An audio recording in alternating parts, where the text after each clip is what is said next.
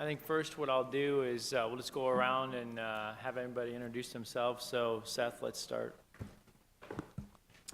Seth Hinshaw, Senate Republican Caucus.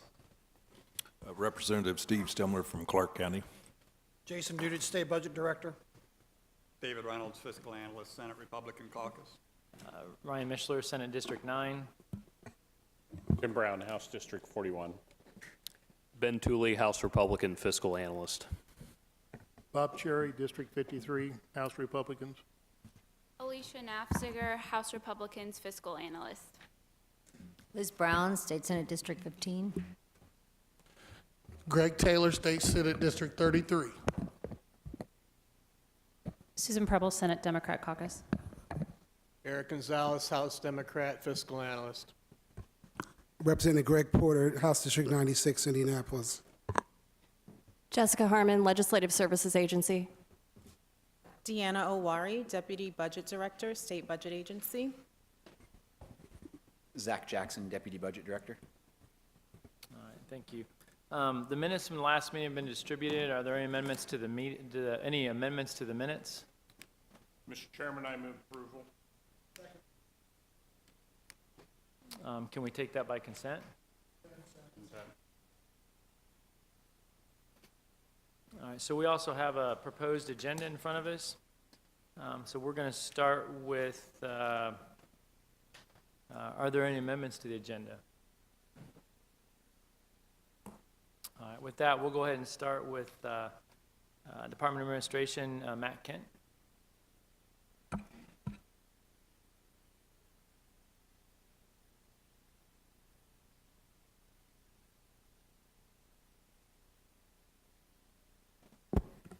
Thank you, Mr. Chairman. I think I've got about half of the agenda, so I'm going to get comfortable up here and get started. The first project that IDOA's got is the State House exterior. This is a continuation of funding for Phase 2, and this is the work that you're going to see currently being done on the southern quadrant of the building. This work includes resealing and repairing of the exterior limestone, replacing the caulk and mortar in the limestone joints, and then also removing some of that black staining that you're seeing up around the ledges of the building. We'll also be doing some of the first floor window and grate repairs, and then also, as you've probably seen, the rebuilding of the southern stairway. This request will bring the amount for Phase 2 up to $2.4 million, which is just a little bit over our original estimate, which was at $2.2. I want to be clear, this request is not a cost overrun. These are dollars that the IDOA did not originally put into our capital budget for fiscal 18-19, and so we were being cautious with how we were requesting these funds and how we're spending them. So with this request, like I said, we'll bring this up to $2.4 million. We anticipate having this work done by the late fall, early winter before session starts. Any questions on that project?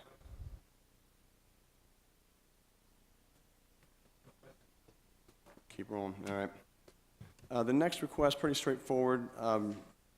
This is a funding request to replace the 46,000 square foot roof on the Indiana State Library here at the Government Center campus.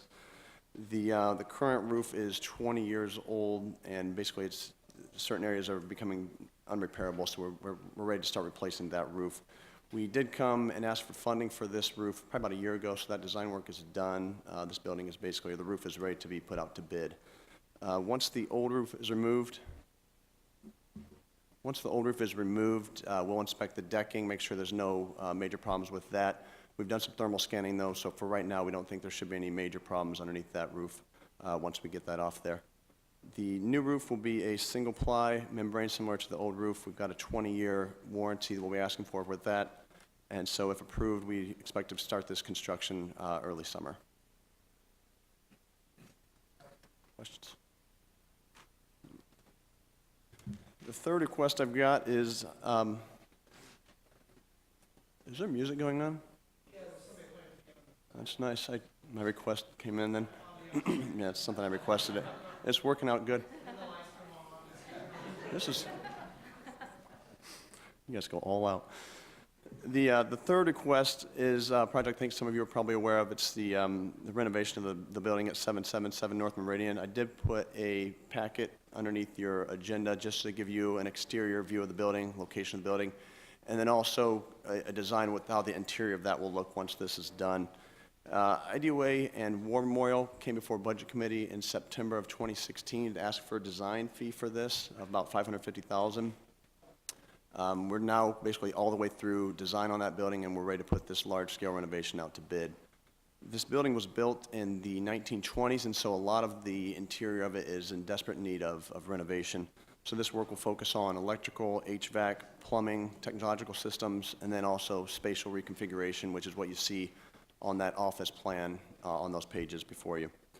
We'll also be reconfiguring the current elevator, making it a little bit larger, and then also adding a stairwell for proper egress of the building. So we anticipate about a 14-month construction schedule on this, which puts us ready to move in January of 2020. Once completed, this building is going to serve as a hub basically for veteran-related state agencies and nonprofits. Once the building is filled, IDOA will act as the property manager, and so we'll help War Memorial to basically secure preventative maintenance contracts, facility management contracts, which will help the day-to-day operations of the building and the long-term capital planning of the building. So we'll make sure the interior and the building envelope stay in good repair. IDOA and DPW has worked hand-in-hand with General Goodwin from War Memorial Commission, Director Jim Brown and Deputy Director Matt Vincent from DVA, and also KRM Architecture to bring this project to where it's at. So I definitely want to thank them for getting it to where it's at. And if there's any questions, now would be the time. Mr. Dudich? Thank you, Mr. Chairman. Matt, my understanding is there will be not only state agencies, but also other organizations that could potentially be tenants in here. Has IDOA and others been talking to potential tenants to be in the building for those veteran services? Yeah, so we've got several state agencies already committed to it. So we've got about 85% of the building with commitments to it. And I say different levels of commitment. So some of the outside agencies or outside entities, I guess the nonprofits, they're leery to basically make a full commitment without some source of funding to show, hey, the state is moving forward with this project. So we think once the funding is approved, those entities are going to finally come through and do a real letter of intent to basically say they're interested. But there's a level of interest or commitment on 85% of the building currently.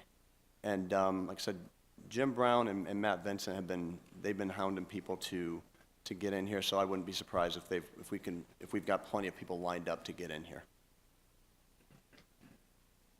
Representative Brown? Thank you, Mr. Chairman. That answered part of my question. This $7.5 million is a request, and that's what you think the bid will be, but we're not sure what the bid will be? Yeah, so what we do is we work with a design firm, and they've done all the design work for the building, which also includes the construction and bid documents. And so based on current construction costs or current construction estimates out in the real world, that's what they put the estimate at. It's a possibility that it could go over. It's a possibility it could come under that. But this is kind of what they think it's going to come in at. There's a little bit of fluff built in there just in case. But that's the number that they've arrived at that they felt comfortable with us bidding on. And the leases that we'll be doing for the non-governmental agencies, will they be put in a fund to help for the depreciation cost and maintenance costs of this, or does that go into the general fund? I think that's a conversation we'll probably work out with budget agency.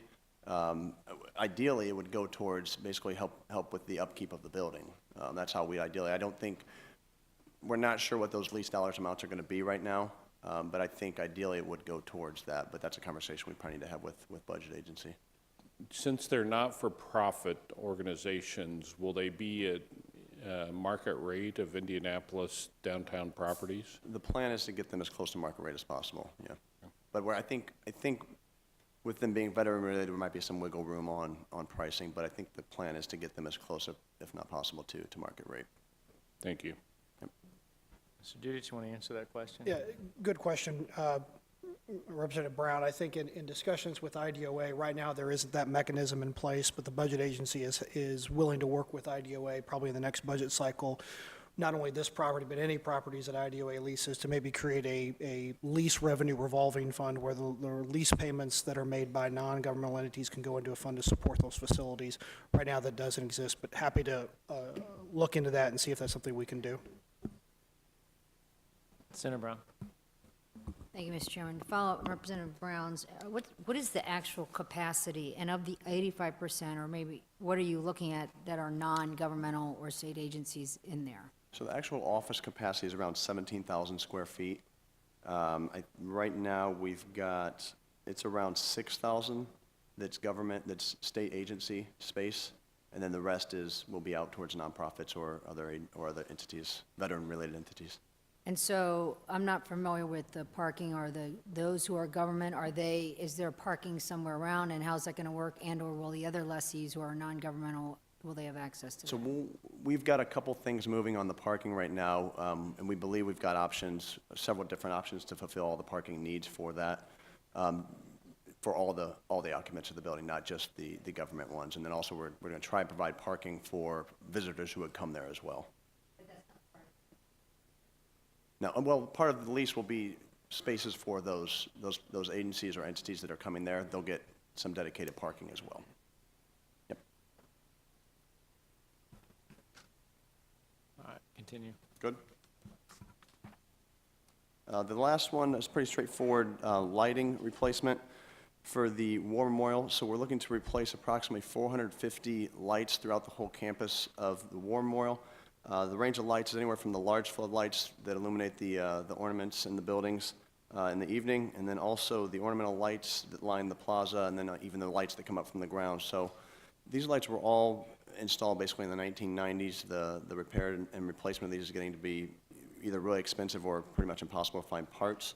And so, and to add to that, they're also really inefficient. And so the pricing that we've got for these will give us a 4 to 5 year payback.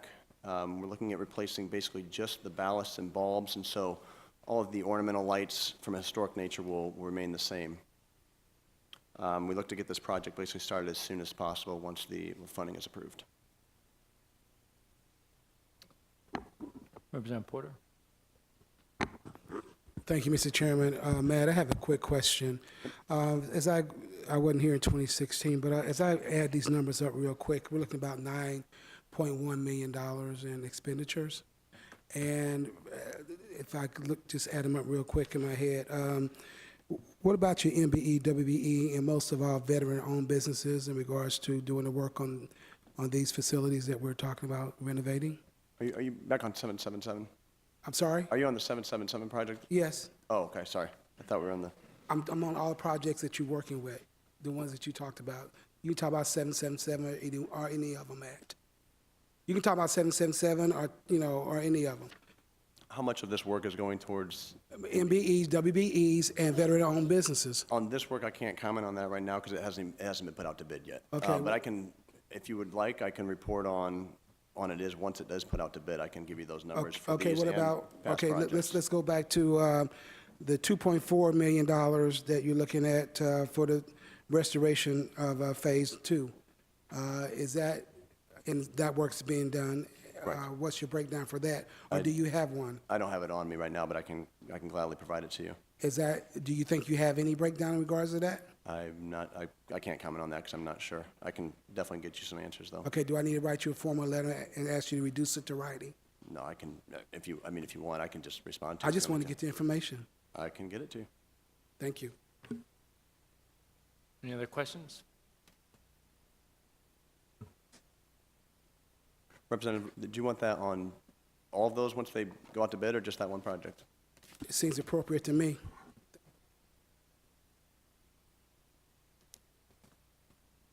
Next, we have the Indiana State Police.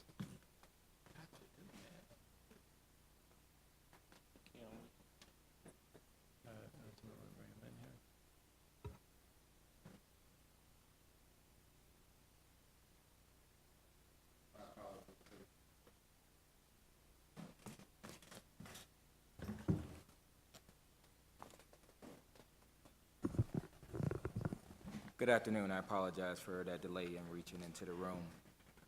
Myself and Captain Gary Murphy here, who handles all of our facilities throughout the course of the state, is the day-to-day operations of that as it is. We are here on behalf of Superintendent Carter to request your consideration and approval of our next Phase 2 of Phase 3 of our HVAC properties across the state itself. These facilities are somewhere between 29 and as much as 39 years old. We're utilizing 1970-ish, 1980s technology. Our goal is to take this next phase, target our next 4 facilities. In this case, that'll be our Lafayette Post, Bremen, Pendleton, and our Crimes Against Children, which is located here in Indianapolis. The system that we would be changing over to is called VFR, variable refrigeration flow. That's how much my technology goes with that, so I apologize for that. But this technology will allow us to use a zone system that will be much more efficient than the old systems that we use right now. And it will help us free up about 10 to 15% of our current PM monies that we currently use across the state to keep these older systems up and running. Any questions? Senator Brown? Mr. Chairman, thank you. I'm just curious, this laboratory, have you had problems with the HVAC there in the past? So that particular building is our old Indianapolis post located there off of Post Road and 21st. And that facility itself, we have transitioned to pretty much all of our facilities across the state.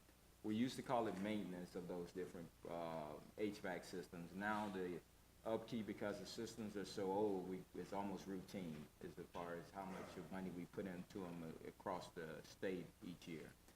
But even with that, you've been careful that none of the tests, anything that you're doing there has ever compromised anything, I assume, right? Oh, absolutely not. The laboratory system has a very, very strict protocol for managing the environments in which they do all of their testing, et cetera.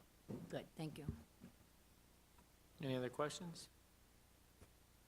Okay. Thank you. Yeah. Thank you. Next, we have Colonel Paul Wolfley.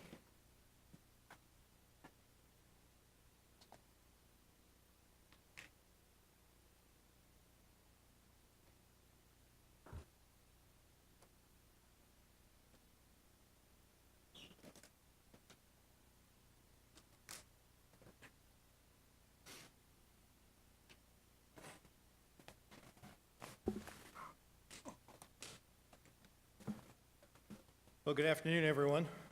I'm Brigadier General Ron Westfall, the Director of the Joint Staff for the Indiana National Guard.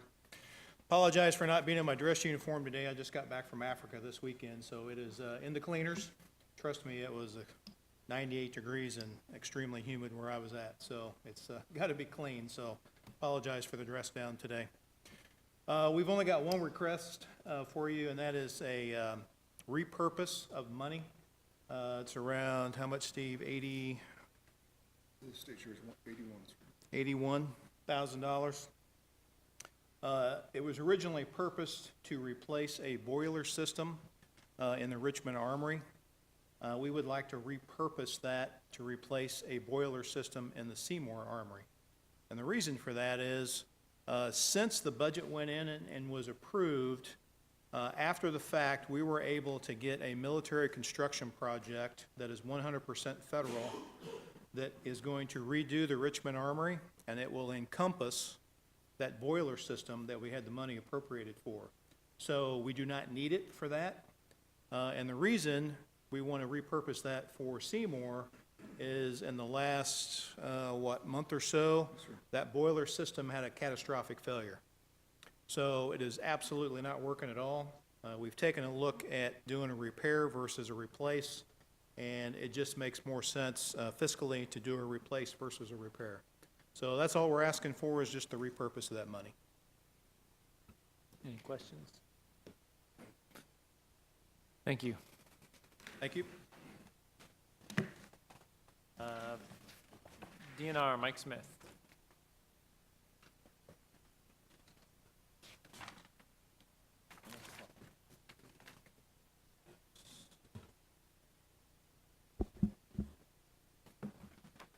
Good afternoon, everyone.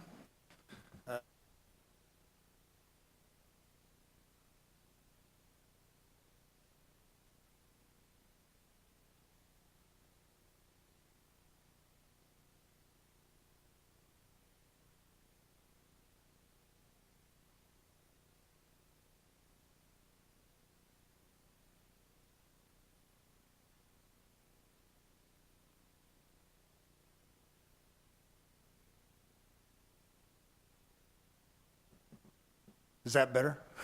It's better for me. Let me start over here.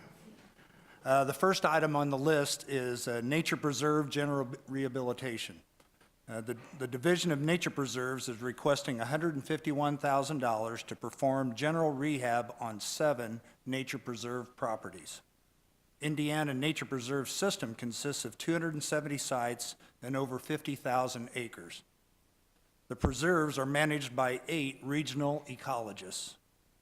This request addresses 7 projects across the state: Big Walnut, Whippoorwill, Crooked Lake, Elkhart Bog, Bluffs of Beaver Bend, Post Oak Cedar, and Yellow Birch Ravine.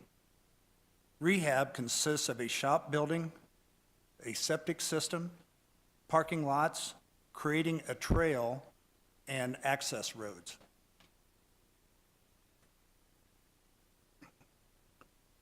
Any questions? Number 2 on our list is DNR Playgrounds, Phase 2. The Division of State Parks and Forestry are requesting $529,000 to continue planned replacement of outdated playground equipment at 14 sites. This replacement will address non-compliant safety standards and inadequate ADA access, among others. Phase 1 of this project was approved in December of 2016 in the amount of $1.1 million. Thank you, Mr. Chairman. Mike, is this the last phase, or are there other playgrounds that'll be part of it? We are planning Phase 3 in our budget development for the next biennium. And how many playgrounds roughly? You know, I don't have the Okay, answer to just that. wondering. I can All right. get back with Thank you on Mike. that. Thank you, Mr. Chairman. Number 3 on our list is the Turkey Run Inn roof. The Division of State Parks is requesting $500,000 to add to the previously approved $1.2 million that was approved in August of 2017, which was to re-roof the entire Turkey Run Inn, which was 36,000 square feet. During the re-roofing project, it was identified that there was significant structural and roof decking damage over the indoor swimming pool.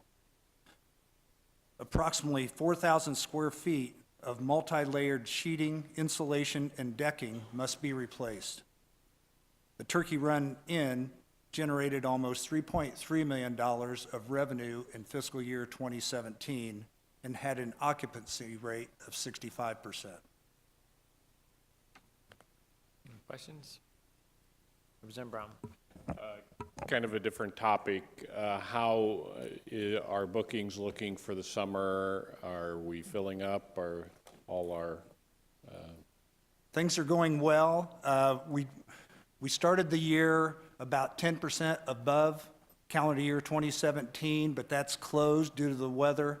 We're hoping that, you know, once the springtime just does arrive, things will prosper quite well. Any other questions? All right. Senator Taylor. Kind of off topic, but on it, do our state parks, you guys run our state parks, right? Like Yes, sir. Crown County, okay. So for the state parks, is there an admissions charge? Like when you go to visit these state parks? There is a gate fee, yes. There's a gate fee? Okay, and is it based on the number of people? or Just is per it car? Per car? Yeah. Okay, Yep. all right, thank you. You're welcome. Any other questions? Senator Brown. Okay, we're a little off topic here, I apologize. Thank you, Mr. Chairman, but I just have to, I was curious about the indoor pool. I've having never been to the Turkey Run State Park, and I would just recommend that you actually post pictures of things. Post that are pictures? there. Yes, that would be Sure, nice. absolutely. For people who are actually interested to see not just what we're funding, but what there is available. Thanks. Will do, thank you. Representative Stemler. Thank you, Mr. Chairman. I had the pleasure of touring the facility up north where you make your signs inside. Yeah, Chain of Lakes, yeah? Yeah, Yep. yeah, quite an impressive operation of how that's done. In your write-up here, I believe it was the first project, you've got signage improvement. Is that improvements going to be built through our own facility up there where they make all the signs for the To parks? the best of our ability, we always utilize our own services, yes. Yeah, so And that's- that sign shop, we utilize a lot of inmate labor as well. Right, oh, yeah. Yes, we do. It's a phenomenal program. It really does well, Yeah. so thank you. You're welcome. Any other questions? Thanks, Mike. Thank you. Logansport State Hospital.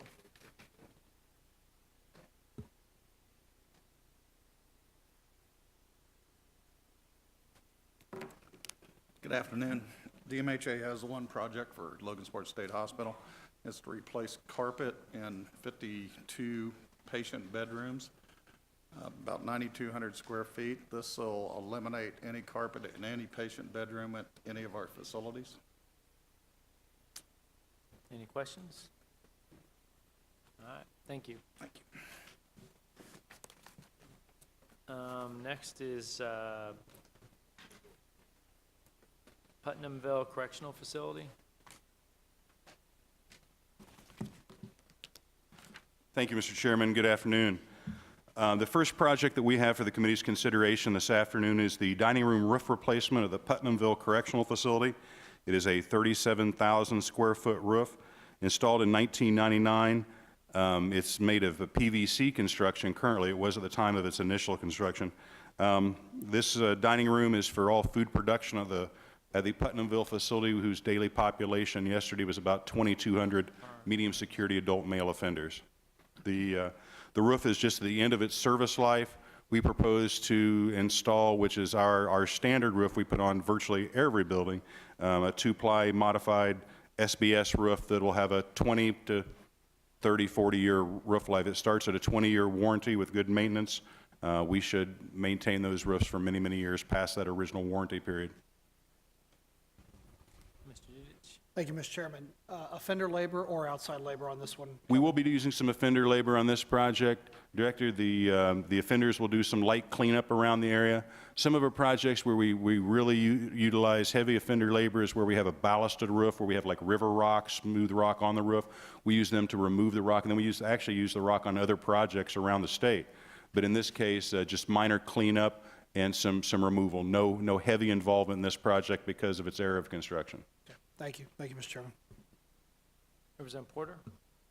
Thank you, Mr. Chairman. So if we use offender labor, this 750,000, does that include that labor, or is it in lieu of? I mean, for example, will it be more if we did not use offender labor? It would be more. The offender labor does offset on some projects, sir. It offsets dramatically.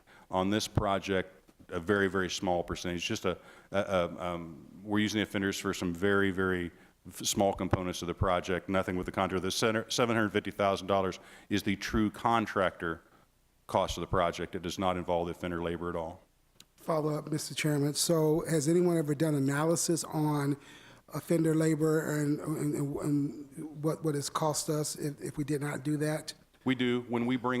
Generally when we bring a project to you, sir, of any significant size, we at least in our pre-budget, our pre-meeting discussions with the budget staff, we have those discussions at length and show them what parts of it will be and show them what the offset is, generally in dollar figures, or at least man hours. Some of the projects we do in northern Indiana, northwest Indiana, where we're doing ballasted roofs, it's in the several $100,000 range. At this project, we didn't actually go because it would probably only be a $4,000 or $5,000 offset on this particular project. It wasn't part of the discussions. Okay, thank you, Mr. Chairman. Any other questions? Senator Taylor? Thank you, Mr. Chairman. Is this, the Putnamville facility, is this managed by a private operator or is this a DLC-operated facility? No, sir. This is where I spent the first 15 years of my career as a proud state employee. This is a state-operated facility run by the Department of Correction. Thank you. Any other questions? Could you just go on to the Madison then?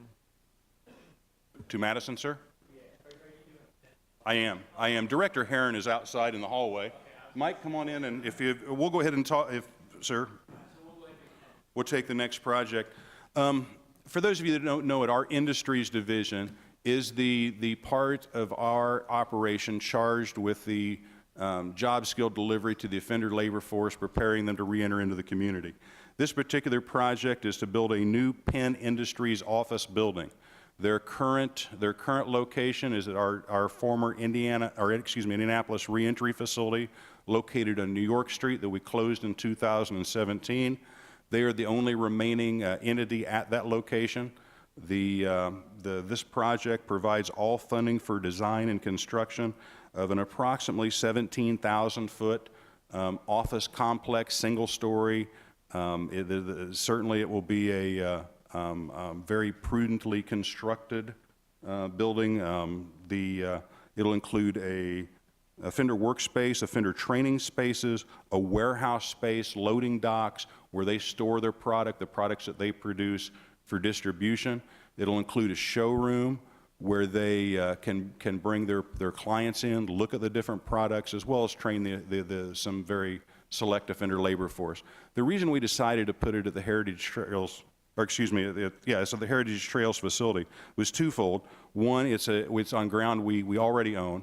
It's next to some of our lowest utility rates anywhere in the state of Indiana that we have, and we are also directly across a single street. We own the street from the Heritage Trails facility, where their main labor force is getting ready to reintegrate back into the community. So it seemed like the logical place to put it for a number of reasons. I'll let you address any construction questions. I'll certainly handle, but I'll let you address any industries or Penn-related questions to Director Herron, who's joined me here today.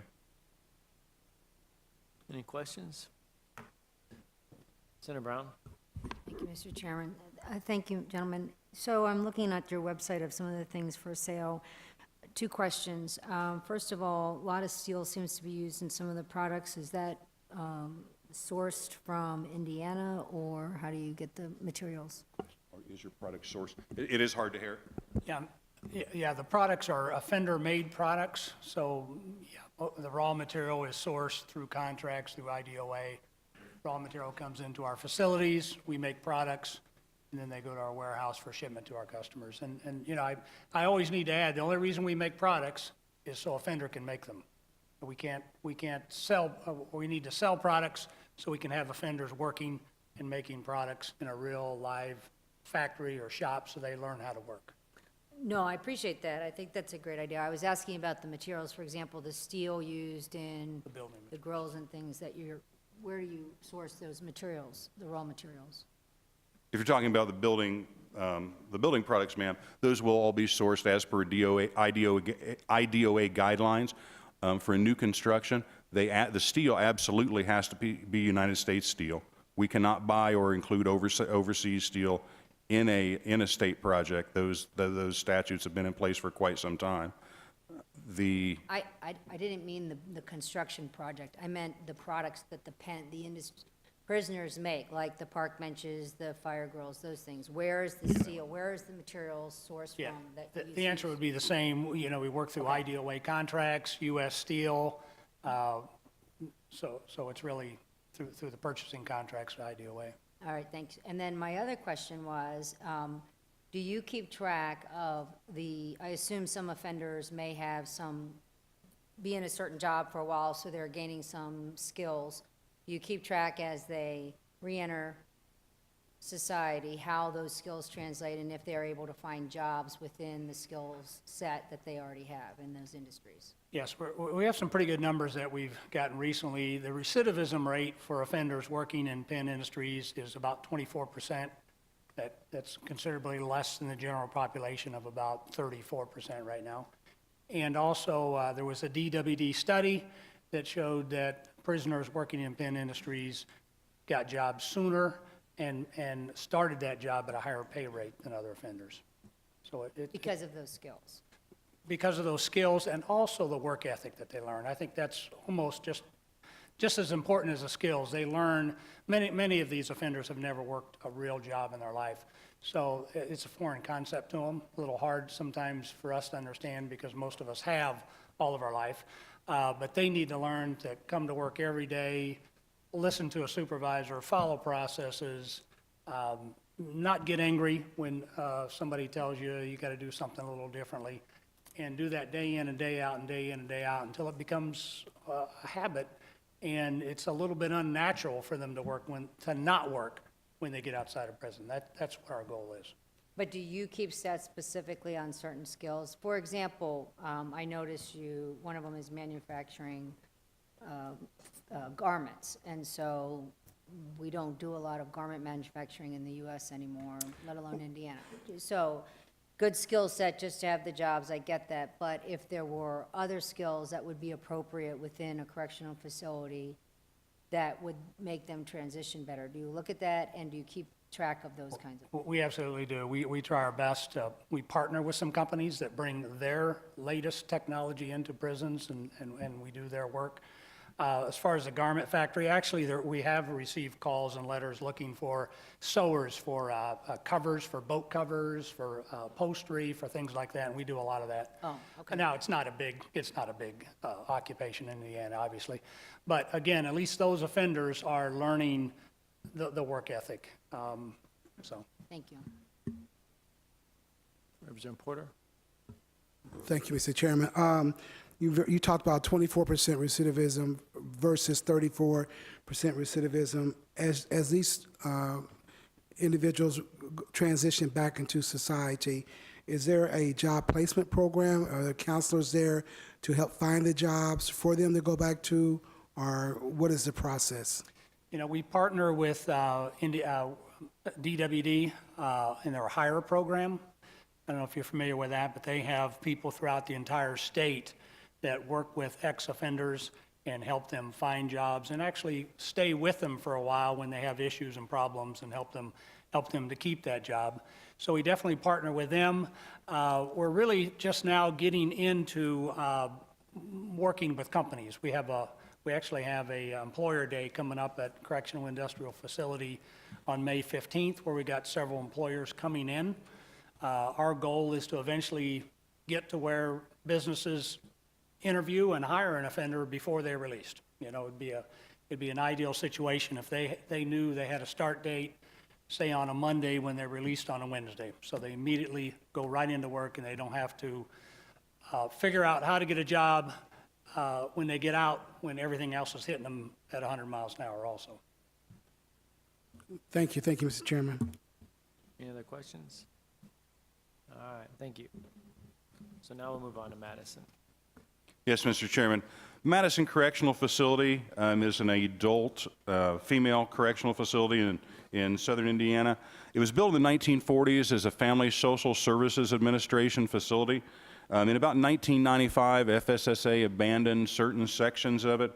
In 2004, the Department of Correction went in and enlarged our very, very small facility that we had down there and turned it into what it is today as a Madison Correctional Facility. At the time, we went through and renovated all the buildings using offender labor. We turned gymnasiums and our former abandoned gymnasiums into recreation areas, patient rooms into offender housing areas. It's a really neat little campus. One of the things that we did not have any money for at that particular time as part of the budget was the update of the HVAC systems, the heating and air conditioning. As it stands right now, it's steam heat distributed through a long circuit of pipes and radiators. The heat is controlled by valving. It's either off or it's on. It's pretty inefficient. It's also hard to maintain static temperatures inside a space that way. This time we're coming back to the Budget Committee asking for the $393,000 to put in digital heating and cooling controls into the building. It's one of our lowest per square foot heated and cooled facilities. It's absolutely worth the investment. The facility is going to be there for a long time. It's a beautiful facility. If you've never been there, I'd be happy to give you a tour. This is the last component of the renovation of the facility. So all of this work will be done by a contractor. We've already got the same control system in the same era of buildings on the other side of the campus. We've taken 2 years to work all the bugs out of it, find out any nuances with the system we didn't like, and it's performing wonderfully. So this is just to extend it over to the adult side of the campus. Any other questions? All right, thank you. You got Plainfield now. Our last project, Mr. Chairman, is the replacement of the chapel roof at Plainfield Correctional Facility. This is a 3,700 square foot sloped roof, shingled roof with a small with a small flat roof area on top of it where they have some HVAC equipment. We propose, as part of a long-term plan to lengthen the lifespan of these roofs, to move the HVAC equipment, the air conditioning unit onto the ground, get it off the roof, put a seamless roof on it with a 2-ply SBS modified membrane shingle that should last in excess of 40 years. It's the best shingle we've ever found. We've been testing it now for over a decade. I know this sounds kind of like a repeat of our last projects, but we standardize as much as we can in the Department of Correction to what we know works. In shingles, we put one shingle of various color, the same shingle of various colors on every building. It performs magnificently, and I hope it doesn't have to come off there till the next guy has to worry about it. There's no offender labor involved in this project other than cleanup of the grounds around it, so it was a small cost and was not calculated in. This is the $178,000 is solely the contractor cost. Representative Porter. Thank you, Mr. Chairman. I just have a quick question. So when we go through and look at all the facilities that we have, and a lot of us dealing with roof and HVAC, do you utilize new bids and specs for every project, or do you have one company that you pretty much deal with on a We ongoing basis? openly bid all the projects. Now, I will say that especially on our roofing products, we use some roofing products that are far superior to what a lot of folks in the commercial world use. We in the Department of Correction still have buildings built during the Lincoln administration. We don't tear down a lot of buildings. Once we build them, we tend to use them for a long, long time. So we put the best roof on them that we can.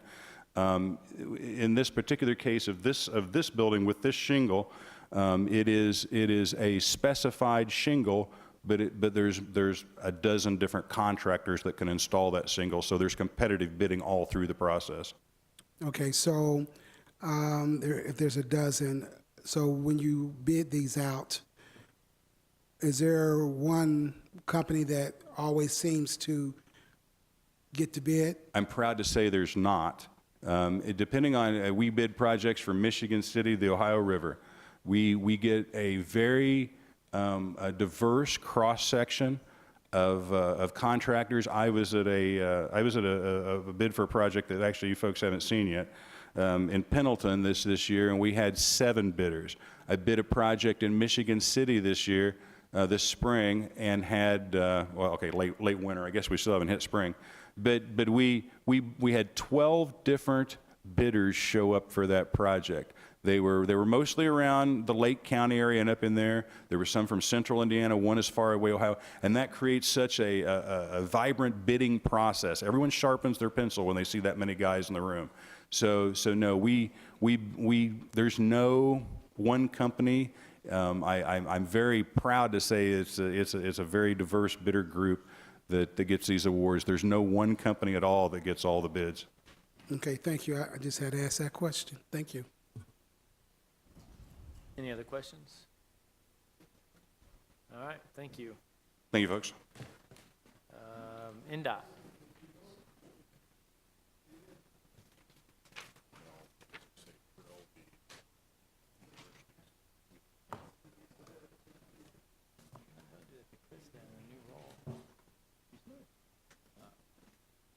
Good afternoon, Mr. Chairman, members of the committee. My name is Ryan Hargis with NDOT's Office of Facility Management. Today, for your consideration, NDOT would like to request funding in the amount of $120,375 for the purchase of an 8-acre site located 4 miles north of US 52 on State Road 101 in Brookville. This site will replace the existing Brookville maintenance unit. The current facility was constructed in 1968 and is 50 years old and has reached the end of its useful life. There are multiple inefficiencies and issues with the current building. It is currently on a 1.35 acre site, which is substantially smaller than what we need for our operations now. And it's located in the very center of town, so it's in kind of an desirable location for our operations. The building itself is small and does not meet OSHA standards for approved work clearances. There is no dedicated wash bay, and the building does not meet ADA requirements. So because of these issues and its age, it ranks on the highest of all of our units on our long-range plan for facilities management or facilities replacement. Pending approval of this, we would request design in fiscal year 19, and construction is planned for fiscal year 20. So again, we're requesting $120,375 for the purchase of this property. Any questions? Mr. Dudich? This may not be a question, but I just want to make sure I understand. Or there's Zach or Deanna, the limit for budget committee on per capital projects is 100,000, correct? And that applies to land purchases as well? The requirement was set up in 1994 budget committee minutes that anytime we're using capital dollars, so dollars appropriated in the capital section of the budget bill that exceed $100,000, then it comes to budget committee. And that was a policy in 1994? Correct. Okay. Just for the members of the budget committee, it might be a good time to maybe revisit those thresholds. I respect the committee members' times, but it's been a considerable amount of time since then. So for a land purchase, maybe something to look at, but I just offer that up to save some time. Representative Porter. Duly noted. In regards to that, I have a couple of questions. The first question I have is in regards to the site that you're attempting to purchase, or is there any environmental issues there? Has there been phase one done on that or anything? There's been no, this is just the initial purchase of the property. The site has been vetted through our real estate division, so I would say that that would have been caught during that period. Furthermore, the old, at the end, it says the old Brookville site will be sold. Will that money be, will that dollars go to offset the 120,375 or what? I believe it's just returned to the general budget, to the fund. I'm not sure the mechanics associated with that. When we do sell properties, When we sell property, it's required to go back by law to the fund of origin from which the dollar The fund of was paid origin? for. Yep. In this instance, it would be the state highway fund. Thank you. Thank you, Mr. Chairman. Just a clarification, an offer has been made and accepted, or is this just Yes, I believe that contingent upon this approval? I Yes, just want to make sure. absolutely. Okay, Yes, so sir. an offer's been made, the Yes. owner has accepted, and this Yes, is just sir. going through the Yes, process. sir. Okay, thank you. I just want to make sure. Representative Stemler? Just for my edification, the value that's placed on this, around 15,000 an acre, is that, do you get appraisals? How do we operate on the value of setting that? So our real estate division of NDOT vets all of those items, and when we find a property that suits our needs perfectly like this, we approach SBA and our real estate division, and then that's reviewed at that time. So if the owner of the property, a private citizen, wants more money, we're saying this is what we value it at, and this is all we're going to pay you, and they either agree or to. Yeah, our real estate division negotiates that. Was that the case in this? This was a private piece of property? This was a private piece of property, yes, sir. Thank you. Any other questions? All right, thank you. Thanks. Next, we'll go to the university projects, and we'll start with IU and Dr. Morrison. Thank you, Mr. Chairman, members of the Budget Committee. Tom Morrison from Indiana University. I have three projects for you today. The first one is on our Bloomington campus. This is the renovation of the Teeter Quadrangle for mechanical systems and other renovations. The Teeter Quad is home to about 1,200 IU students on the Bloomington campus. The building was built in the 1960s. And so this will be a renovation that will totally replace its HVAC systems, including air conditioning in the units in every single room. It'll also renovate the fire suppression systems, install new sprinklers, fire alarms. And then for accessibility, this building is not accessible at the moment. We'll be installing elevators in the facility as well. Total cost of the project is $17.8 million, funded by residential programs on the Bloomington campus. Be happy to answer any questions on this one. Any questions? Senator Brown? Thank you, Mr. Chairman. How many, are you going to change the number of rooms and/or the number of students that are able to live in these? No. No, it'll stay largely in its current format. We may lose a couple of rooms by adding some elevators, but it'll stay in its current layout as it is. Thanks. Senator Taylor? Thank you, Mr. Chairman.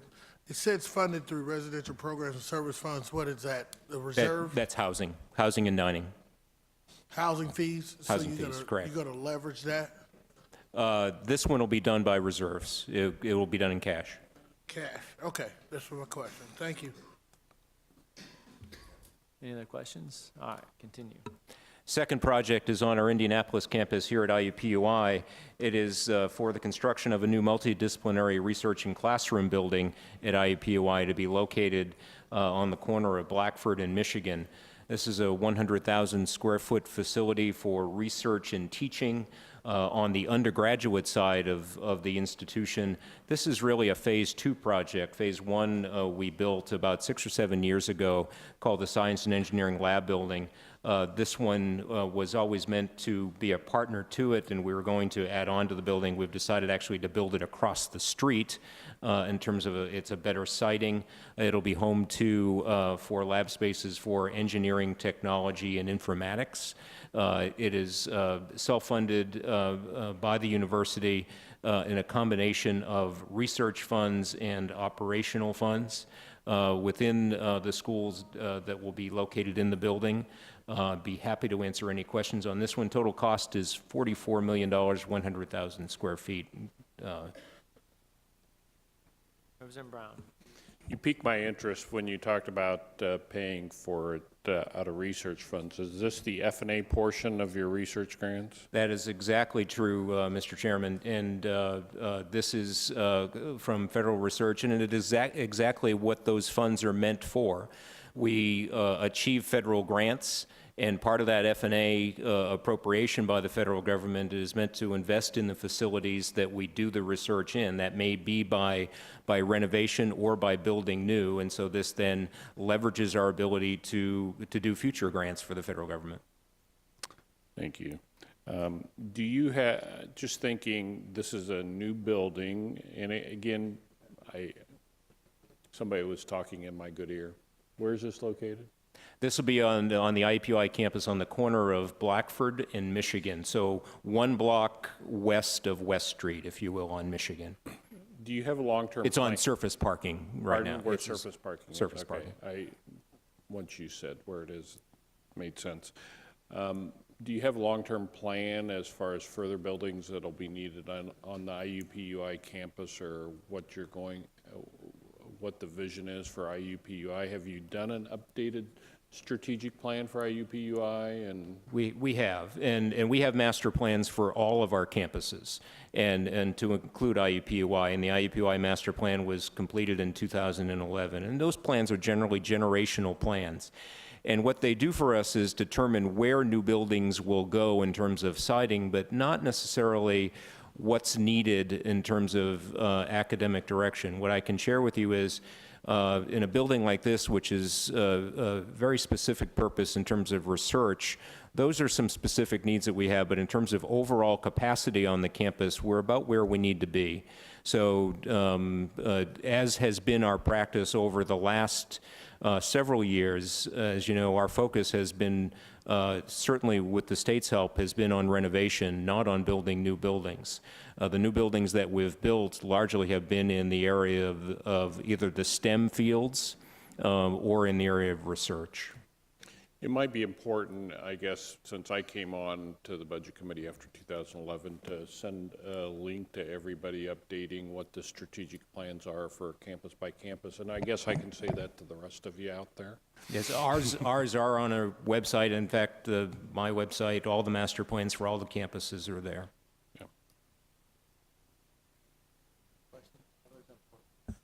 Thank you, Mr. Chairman. Tom, just a couple of questions.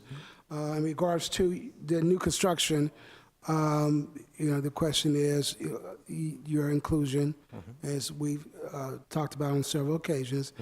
And my other concern is, would this have any impact on the 16 Tech, or you guys, would this new facility have any impact or partnership with the initiative of 16 Tech?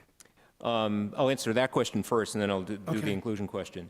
The tie to 16 Tech, we would certainly hope so, because I think the benefit of any investments in research facilities that are STEM related is that they would spin off companies or spin off intellectual property that can be made into companies, and that is exactly what 16 Tech is about. And so we would love to see students or faculty, graduate students who invent something that can become an Indiana hub business, and that's what 16 Tech is meant to be. So we certainly hope so. It is not, there's not a tie-in academically yet to this new building and that, but that's what you would hope would happen. Yet. And then, so the second question is on inclusion, Representative Porter, and Indiana University, and I think you'll be getting information later today in the meeting regarding, I think, all the universities. But our inclusion figures for MBE, WBE, VBE spend on projects related to capital construction is right around 20%. And we've been very pleased with the growth in that number over the last several years. And that is one that's been a commitment of our Board of Trustees and our commitment as an institution to continually grow that. And one of the areas that has helped has been in the use of the statute of CMC, Construction Manager as Contractor, or CM at Risk. That has allowed us to grow those numbers because we're working off of an RFP process, and we can include inclusion as one of those evaluations that we do. But we've been able to make some very good strides, and so similar to a previous answer is that I don't know what those numbers are going to be yet on these projects because we haven't started them yet.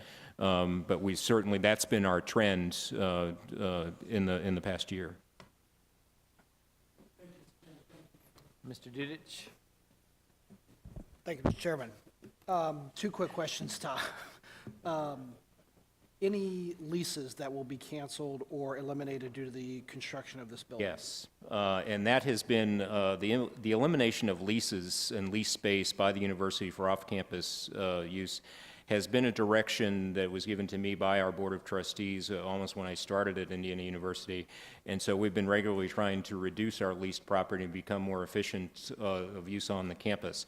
This particular building will allow us to decant one whole building that we are leasing off campus. And so that almost allows us to pay for about 25 to 30% of the building just by using those lease fees. So yes, it certainly is a help.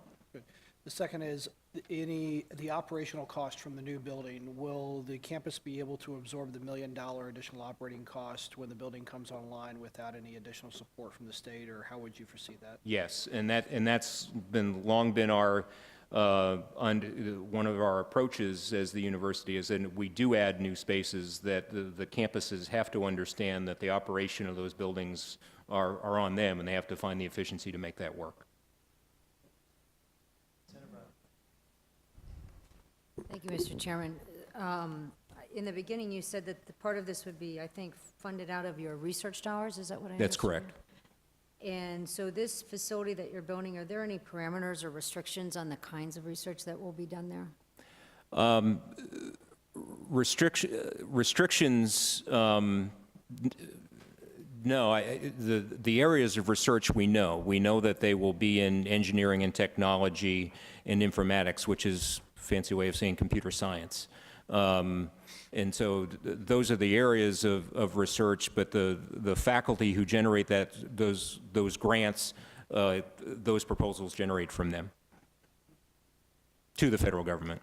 And does anyone oversee those proposals before they're submitted for federal grants? Sure, the research office of the university does, yes. And when they are looking over those, are they looking over those more to make sure they're financially viable, or to see if there are any other concerns the university might have having that kind of project in their facility? That's exactly their role to do as well. The research office, yes. And do they have a set of guidelines or parameters by which they review those proposals? I can't answer that for you. Not my area of the university, but my part of that would be for a faculty member not to be seeking a grant to be in a lab for space that we don't have the capability to do. It's more physical in nature on my side. If there was a set of a protocol or some sort of that they go by, I'd like to see that. if Okay, that's possible. sure. Thanks. Thank you. Senator Taylor? Thank you, Mr. Chairman. Dr. Morrison, I read that you guys are still using certificates of participation. I think I asked you this question last year. Is there some kind of efficiencies that I'm missing here?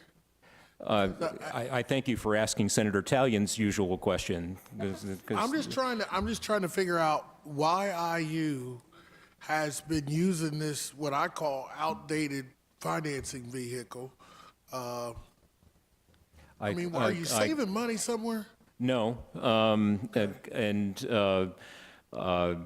it is due to state statute. The state, if we're going to bond for projects or borrow for projects that are not state funded, we have to go through the General Assembly to get approval for those. And so you could imagine trying to do that every 2 years on projects of an institution our size would delay the work. So we, in conjunction with the state about a decade ago, we developed the certificates of participation, the IU Building Corporation system in order to do that, so that we had the ability to borrow money off cycle, if you will, on projects that were self-funded, not funded by the state. The reason why the statute probably is the way it is that the state probably never considered that we would build buildings or do capital projects that we wouldn't ask you for the money for. But over time, you asked us to be more efficient. We certainly agreed with that and found that we were going to need to self-fund projects over time, over decades. And so we developed this, and with cooperation with you. So we come through, as you can see here, we come through for full approvals. There is nothing in the IU Building Corporation that we do that you don't approve, but it's that the statute doesn't give us the ability to borrow funds. I would think that somehow with the great minds that we have at the budget agency and those sitting here, we would come up with a strategy that would be conducive to universities being effective in managing the dollars that they have. And I just see cops, as we call it in the industry, as an inefficient thing to do. Now, if we're forcing your hand, just say that, and I think that we have some smart people that can look at that, but nobody. And I'm leading to that. I wouldn't use that terminology with you, of course, but it does lead. This solution is led by the restriction in the statute. We would love to be partners in having a discussion as to how we might do it differently. Yeah, I think we need to be fiscally responsible with the taxpayers' money, and this seems to be very inefficient. But okay, thanks. Yep. Any other questions? All right. last project that I have for you, Mr. Chairman, is on the IPUI campus. This is an appropriation that was made by the General Assembly in the last budget bill to conduct a planning study on the IPUI campus related to the sports district. If you go back in time to the 1970s, 1980s, back early on to then Mayor Lugar, and the investments in the sports enterprise in downtown Indianapolis that was largely based at that time on the IUPUI campus. Many of those facilities have now come of age into a generation where they need to be renovated, as well as look at new investments. And so the state has funded a study to be directed by Indiana University to look at future investments in sports districts in downtown, which obviously comes to the benefit of Indianapolis and to the state for the events that happen here. And so this will be a master planning exercise, but also looking at the relocation of utilities that has become necessary by once we tore down the old tennis stadium and the construction of the NCAA headquarters on the campus. And so this was approved by the General Assembly in the last budget bill and signed by the governor, and this is for the release of those funds. Any questions? Senator Brown. Thank you. I don't know if we put in the budget bill, I forget. What's the time frame on this study? The time frame is this study will be conducted. We've actually done some preliminary work. Will be concluded by the end of this calendar year.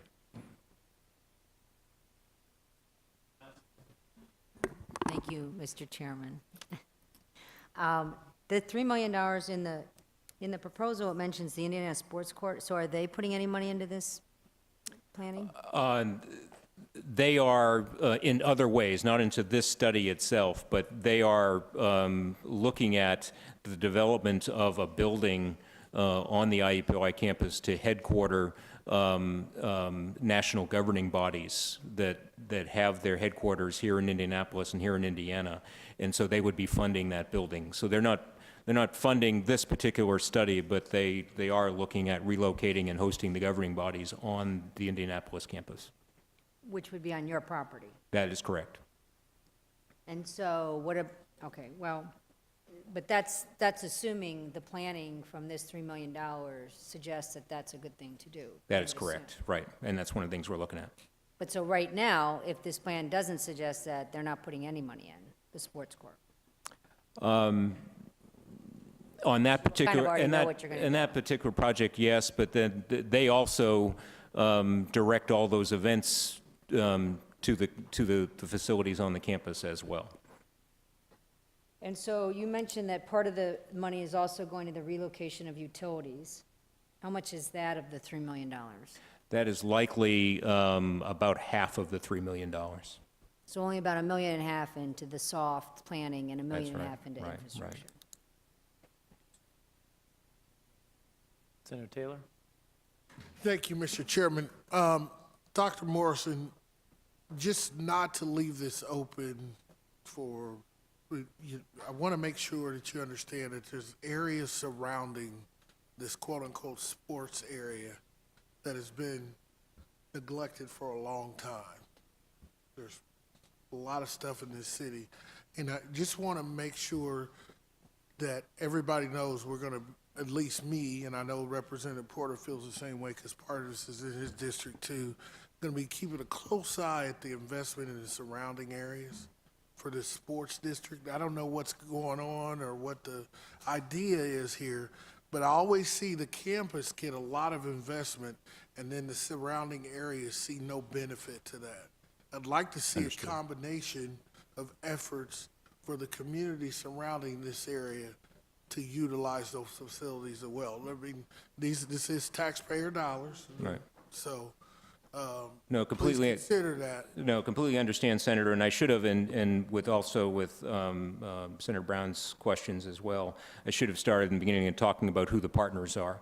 And so the partners that are helping us inform the study, in addition to Indiana Sports Corporation, is also the City of Indianapolis and the state. So obviously the city's at the table as well.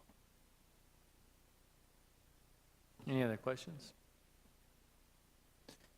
You know, unrelated, but since we have you sitting here, so we toured the School for the Blind today, and they'd mentioned that they'd had some conversation with you regarding some future options, and we're looking at options. Is that something you can share or not? Sure, be happy to, Mr. Chairman.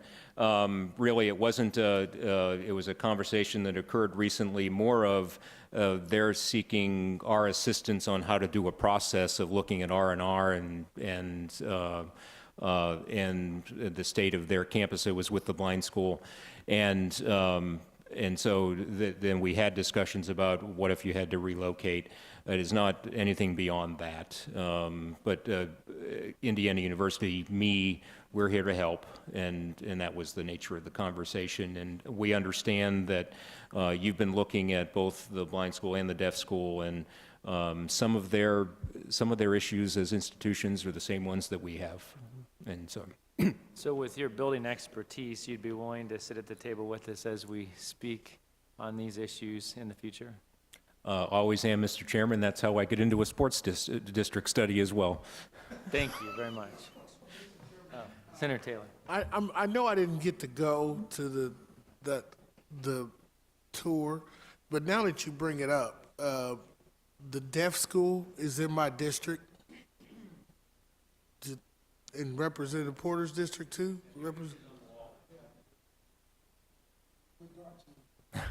Oh.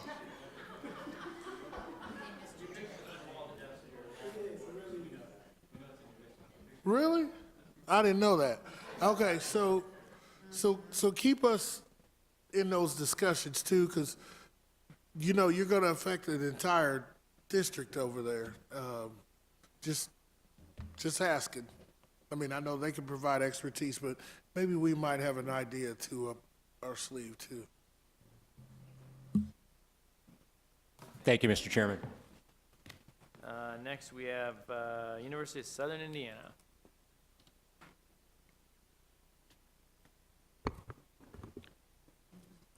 Thank you, Mr. Chairman and members of the committee. Cindy Brinker, University of Southern Indiana. I first want to express our appreciation for your consideration of USI's request to release funds for the Phase 2 expansion and renovation of USI's Physical Activities Center. The PAC was initially constructed in 1979 when enrollment at USI was around 2,000 students. And today, the Physical Activities Center serves about 9,500 students. Phase 1 of the project included the expansion and renovation of existing space, and specifically space for the kinesiology and sport department, demolition of our pool, and construction of a multi-purpose arena for major university events. The space constructed in Phase 1 will also serve as disaster and recovery space for the campus with the installation of backup generator power. It is anticipated that Phase 1 of the project will be completed by the start of the 2019 spring semester. In 2017, the Indiana General Assembly authorized $41 million in bonding authorization for Phase 2 of the renovation of the core section of the facility.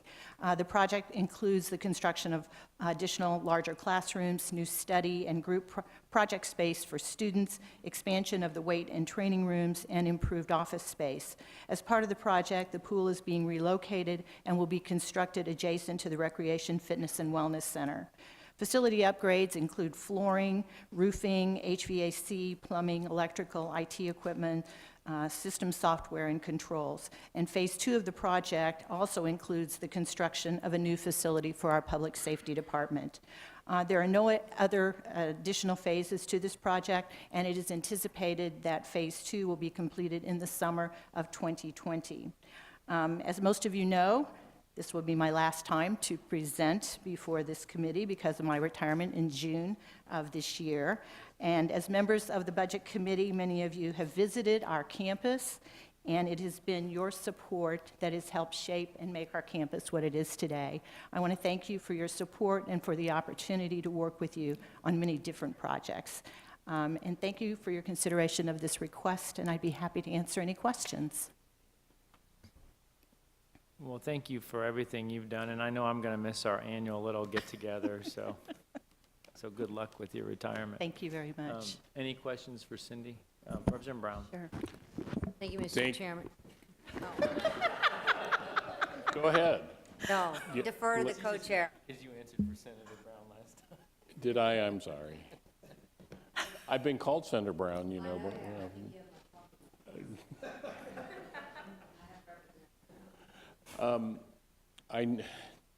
I guess because it is your last time, what title are you carrying today? I wasn't going to say it, but I will. Senior Vice President for Government Relations. That just means I'm old. And what, and what are the responsibilities with that title? To help with the transition for our new president, who was just appointed last week. All right, thank you. And what roles have you had in the university over your distinguished career? Many.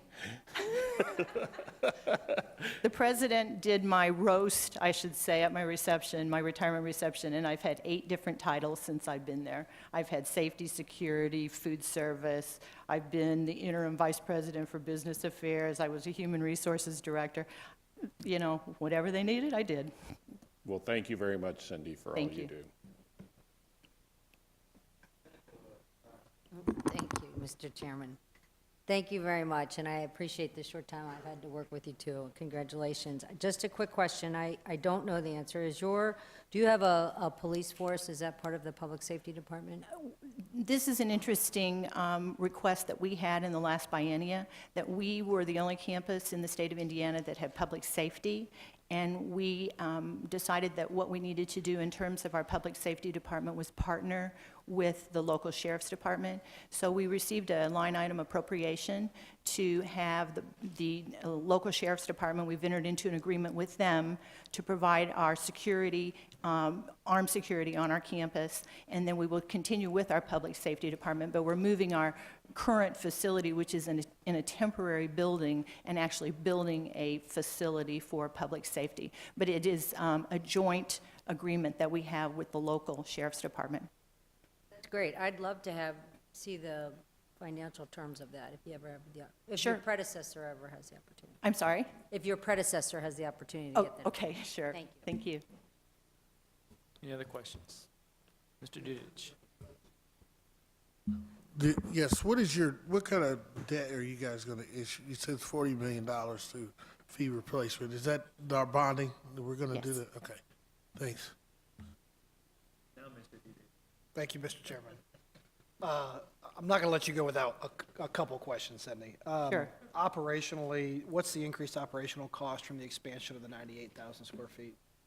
I think it was around $700,000. I think that we worked with Jasmine. She asked us some questions about that. Okay. And one of the things that we know will be a result of this project is because of the roofing and some of the additional things that we're doing to the building, we'll be able to absorb those costs because of efficiencies that we will gain with the renovations that we're making. And you're not vacating any space with the expansion or removing any operations from any other buildings with the expansion of the facility? No. Okay, no. so just gross new space total, not eliminate anything? Except for, we eliminated the pool and we're moving it to another area, though. Okay.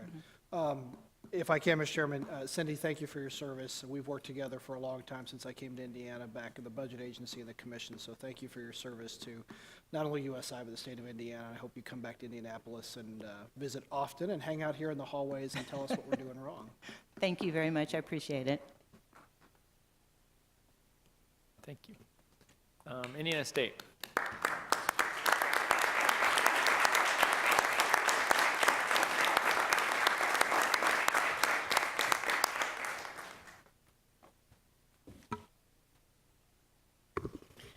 Good afternoon, and thank you, Chairman and members of the Budget Committee. Diane McKee, representing Indiana State University. We have two projects before you today. I'm not sure if, I guess the light's on. The first project is the renovation of the Fine Arts and Commerce building on our campus. This serves as an academic classroom facility for our College of Arts and Science. It is a 1940s era building that is in need of extensive renovation to replace critical building components and meet current building egress codes. The building will be reconfigured where possible to maximize classroom seating arrangements and utilization. There is no additional space that is being added. This project was authorized as a part of the 2017-19 state budget and is cash funded, and that cash funding of $15 million is to be available after July 1 of 2018. And I'd be pleased to answer any questions you may have. Any questions? Mr. Dudich? Thank you, Mr. Chairman. Diane, in terms of Phase 1 and the project, what is your anticipation for the overall renovation of the facility? Is this it, or will you be back in the future? This is it for this project. The Phase 1 refers to our 2016 campus master plan, which envisions renovation of academic facilities. There are 4 academic classroom buildings that we are interested in renovating over the next multi-year period. This is the oldest and would be the first of those facilities. And we would bring additional facilities forward as a part of future capital budget request. So an overall academic facility Yes. renovation, not just Phase 1 of just that facility? It's not just this building, no. Senator Taylor? I don't know if you can answer this question or not, but the $15 million says it's from a state appropriation. Does that mean we just appropriated cash this year for that? I believe. It is a cash appropriation, but if it is similar to other cash appropriations in past biennia, we would request this on a reimbursement basis, so the university would actually expend the dollars, and then periodically, every month or 6 weeks, we submit a request to the state for reimbursement of whatever we've paid on this project up to that point in time. So once this building is renovated, and so you build, we reimburse, there's no debt service for you, we pay cash. There's no debt service. Then what is this building is going to be used for, student, just to? It houses our music programs as Okay. well as our design and fine arts programs primarily. Okay, thank you. The second project before you is the final project, I am very pleased to say, within our Sycamore Towers complex. Sycamore Towers is a 12-story student resident housing project on our facility on our campus. And in the center of these 4 towers sits our largest dining facility, Sycamore Dining. The project it would include renovation of the existing space to provide for more efficient food service operations, as well as roof replacements, enhanced security access, and provide for an addition of approximately 5,000 square feet. The anticipated cost of the project is $16.8 million and would be funded through housing and dining reserves and the issuance of a small amount of debt not to exceed $6.8 million. We want to minimize that as much as possible, and we'll make a decision as to whether or not there will be any debt issued on the project as we get closer to the date of the actual start of the construction. I'd be pleased to answer any questions you may have. Any questions? Senator Taylor? I guess I'm a creature of habit, but so in one deal, we're funding through a straight appropriation, $15 million, right? So we're spending that out of state taxpayer dollars. But then they have a auxiliary fund for housing and dining where they have $10 million cash, right? Now, is those funds restricted to actual dining hall needs? The housing and dining auxiliary funds, any reserves that we have are internally restricted for upgrades of our housing and dining facilities. Those dollars also are maintaining bond covenants on existing debt where there's the expectation that we'll have a certain level of reserves. See, that's what I was gonna get at. So when you go back and you look at this deal, we're not only, you're gonna free up a reserve that you had an existing debt, right? Debt's being paid off and you had a reserve, right? This reserve has accumulated over multiple years, so this right. is not any 1 year. This is accumulated over many, many years. That's my point. But it was paid for, the debt was paid for out of state dollars, and now there's a reserve. Well, No, I don't know how you bond, I don't know how you bonded without the state appropriation. This is a separate bond indenture in the housing and dining bonds. That bond indenture is only housing and dining funds. So it's a fee, okay. So it's totally separate. Revenue, it was a revenue deal, okay. Yes. So, all right, so you had a reserve, and now that reserve, those reserve funds have been released because the debt is paid, and that's what you're using now to. No, okay. we still have outstanding debt on the housing and dining system, but these are reserves that just have been additional dollars that have been set aside over a period of time. Okay, all right. Any other questions? So is it fair to say you're not exhausting your auxiliary fund? No, but, we do not have the level of reserves that, others in the state may have. So we are very prudent in how these reserves are used, but we also want to minimize the amount of any additional debt that we issue through the housing and dining revenue bonds.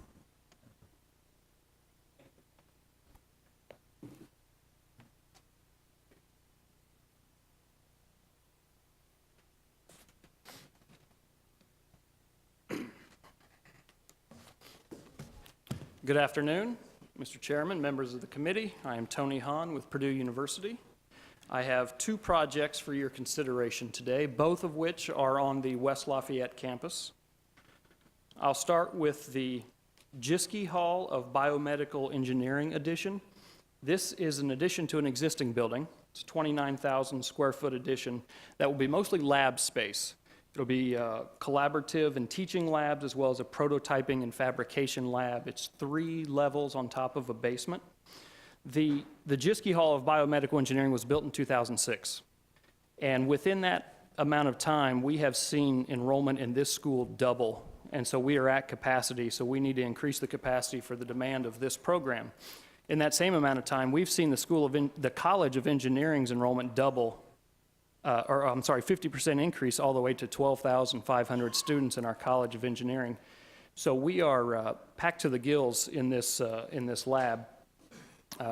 By increasing this lab space, it would allow both undergrad and graduate students to do more prototyping and fabrication of biomedical devices, to continue our partnerships with regional medical device companies like Cook that we have a partnership with, and the Indiana University School of Medicine, which is literally across the street from this facility.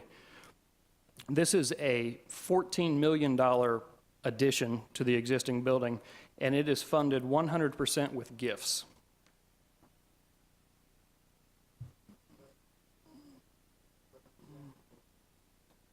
Thank you, Mr. Chairman. Are most of the students going into this program, are they beyond a traditional 4-year, or are they getting an engineering degree in 4 years, or do you know? This is a school within our College of Engineering, so it offers both undergraduate and graduate programming. Are you asking about the completion rate of time? Well, that was the next question. Okay. What kind of completion rate do you have within your School of Engineering at 4 years, or do you know that? Within the entire college? Yeah. I would have, that's a pretty specific, I can get that for you. Okay. But I can. And college-wide or university-wide, do you have the numbers off the top of your head? University-wide, I just looked at that not too long ago, and we are up over 50% at a 4-year degree. You'll see that on our performance funding metric. I think we're up nearly 54% now. I guess, the concern may be related to why you need more space. Are these students staying longer? I mean, if you have students staying longer because they're taking 5 years to complete or 6 years to complete their bachelor's, you need more space? I think it's because of interest in the program. Growth in the college, as I mentioned, the entire College of Engineering has grown 50% in the last 10 years, and that is headcount enrollment, and that is driven much by demand. If you look at graduation rate, But again, if you have people staying longer, the enrollment's going to increase. and when I get that graduation rate per college, I'll show you, but I can tell you university-wide, we've increased almost 13 percentage points in on-time graduation rate in the last 6 years. So the trend is definitely there a shorter time. We have 7% of our undergraduates that graduate in 3 years. So that is a number that's picking up as well. And I think that's what I'm driving at. Thank you. So. Thank you, Mr. Chairman. Is there a pipeline to this bioengineering addition with students? Are there certain students you're trying to attract? You mean before they enter For into example, the university? like you have a charter school here in Indianapolis. We do. Polytech. The Polytechnic High School. Right. So are those students targeted to potentially move into this? Are you creating a pipeline to move into this area? The students at our Polytechnic High School would more likely, if they move on to the university, would more likely be in the Polytechnic Institute, which is a separate college in the university, and it's outside of the scope of this biomedical engineering.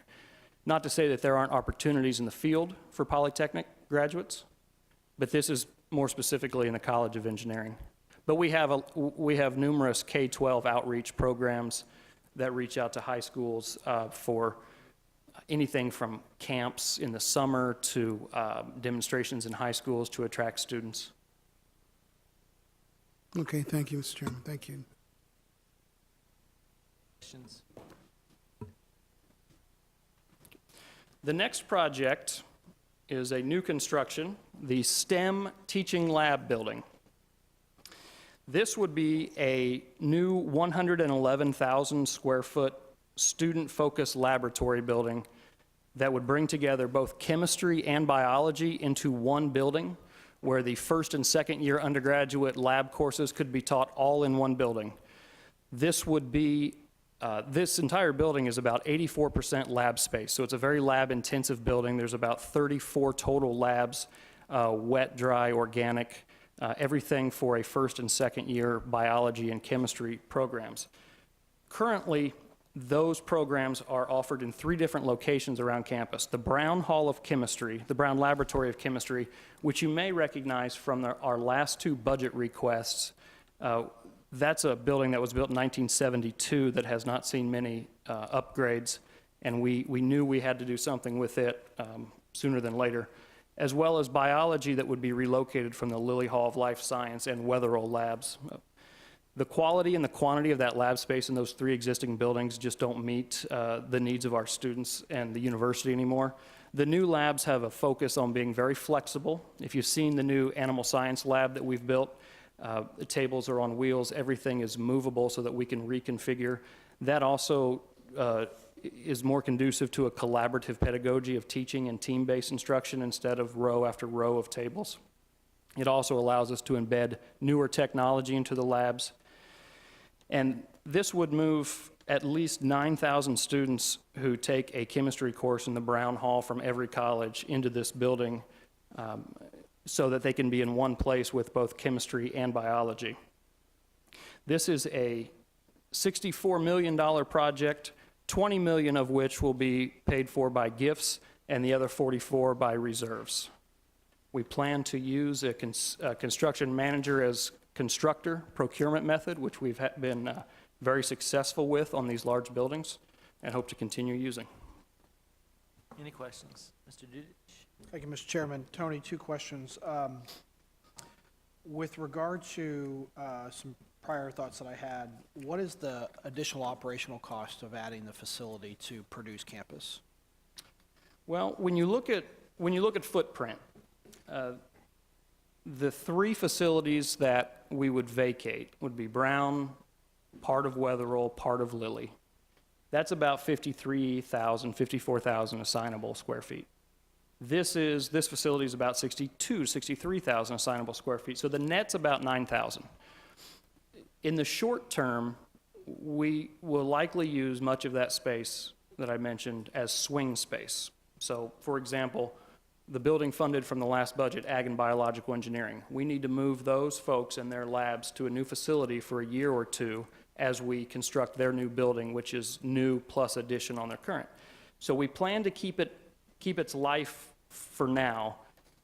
Down the road, likely some of those will be raised. Part of Lilly may be upgraded. I don't have a comparison of operating side by side because we'll continue to operate those three in some sort of at least administrative fashion. I have to think that there are going to be operational efficiencies from a 1972 building to a new LEED certified type building. And I can get a better idea for you if you'd like. Just wondering the operational costs. And then finally, Tony,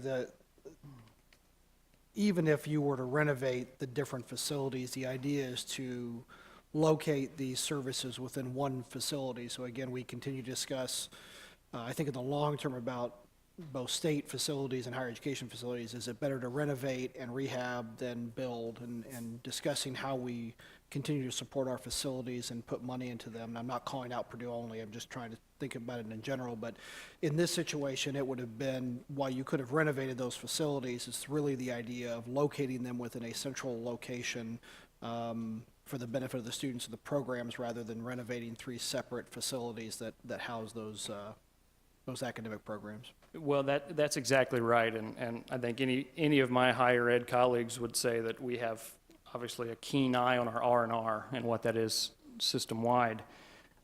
We did look at what renovating Brown would be, and that would be about $42 million, and that would be 79,000 gross square feet.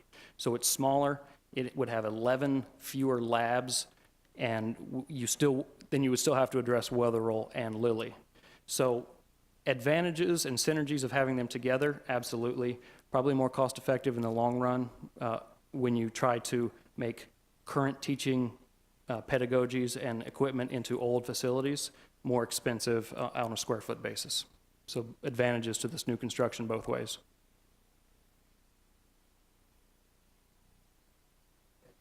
Yes, thank you. I'm kind of interested in the phenomenon of reserves today, if you could probably do. So when you use the term reserves, did you experience the same thing that we talked about with USI? Or not USI, Indiana State? You had some bonds that were paid off and you had a reserve account? That would be a little bit different because those were revenue bond housing and dining auxiliary service. So where's your reserve come from? Our reserves, these would be our central fund reserves.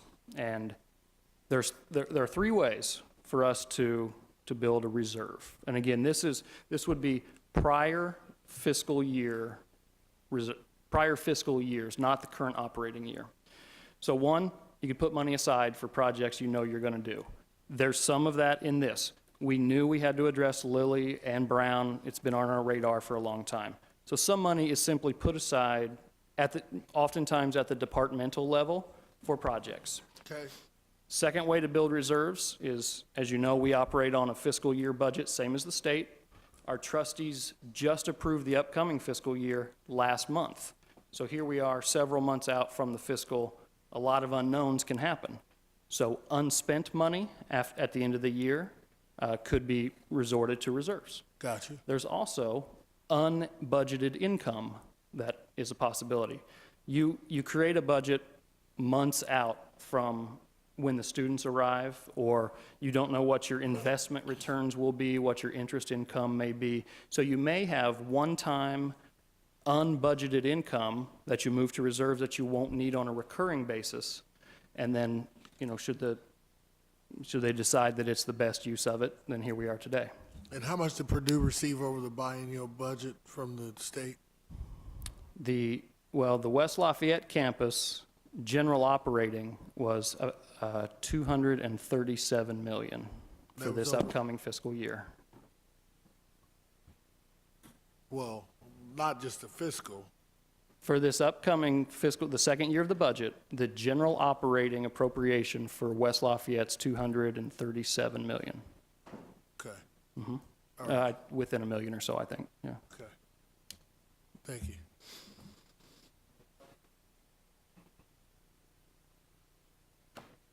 Thank you.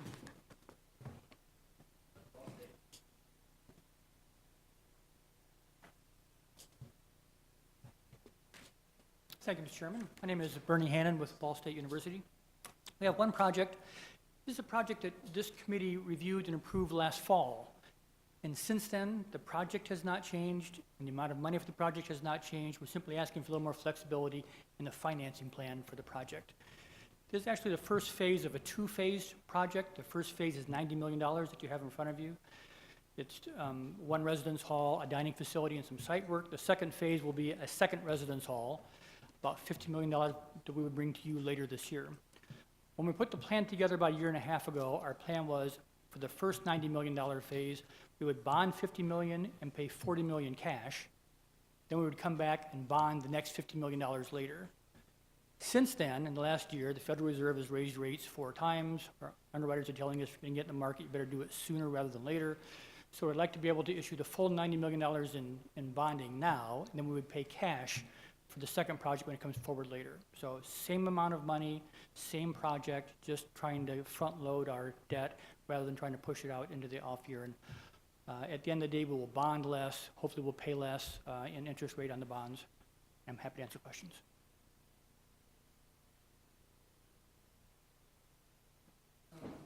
Just one, thank you, Mr. Chairman. Are you going to be acquiring any property as part of this new renovation? We are not. Okay, so this is already existing property that you own? Correct. And then the dining facility,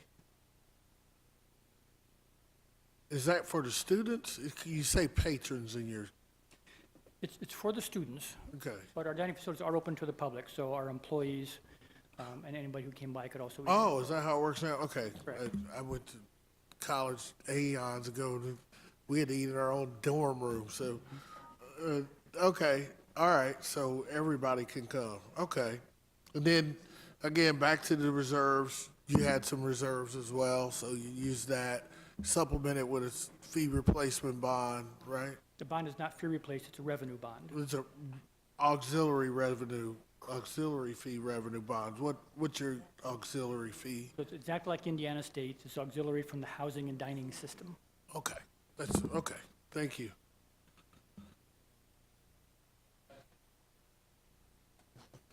Thank you.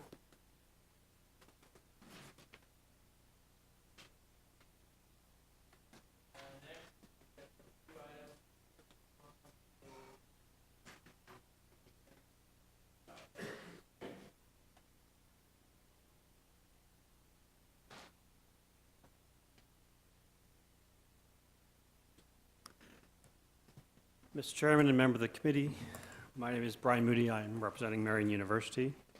And it's my pleasure today to update you on our progress on the Indiana Primary Care Shortage Scholarship.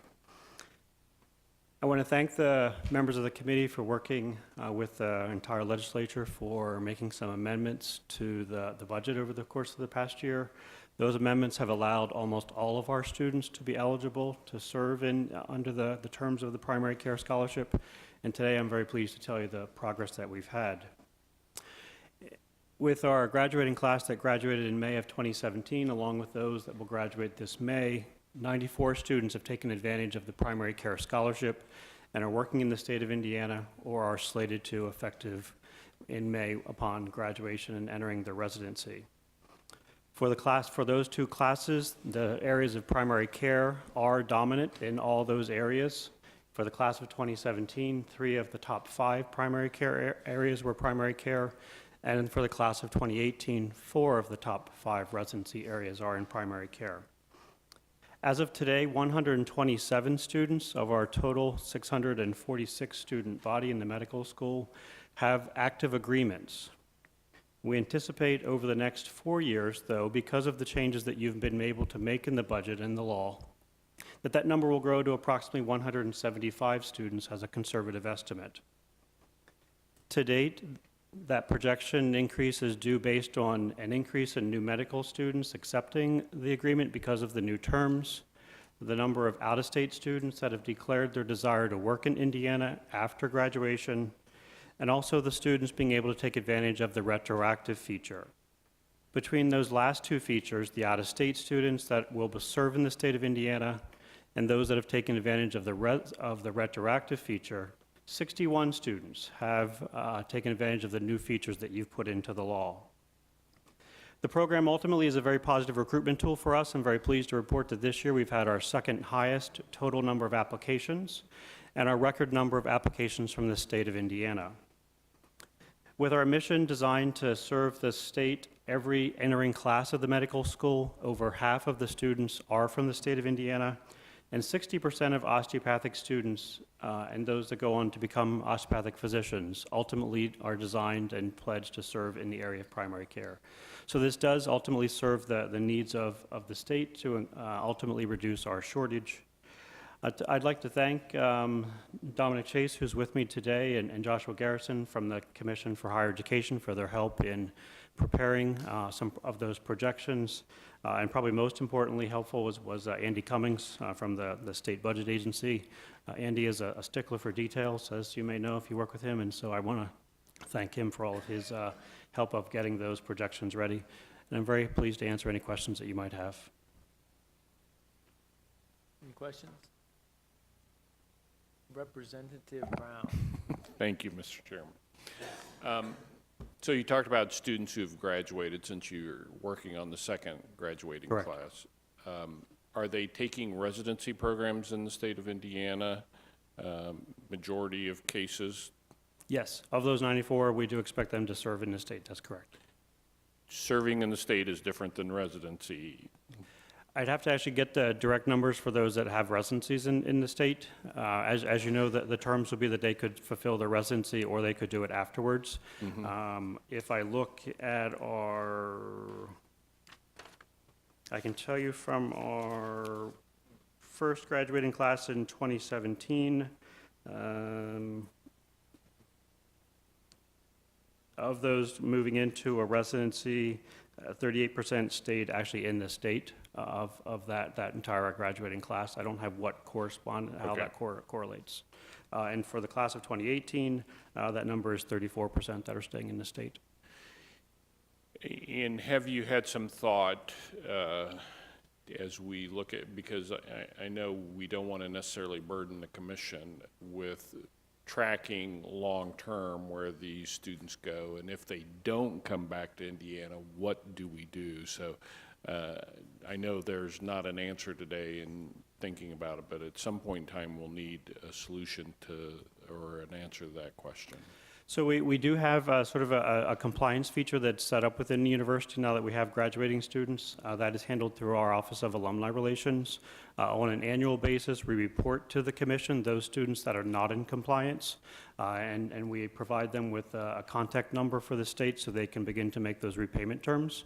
Effective for the class of 2017, which would be those that signed agreements this year, we now have promissory notes that are also in effect so that non-compliance flows directly into a repayment method.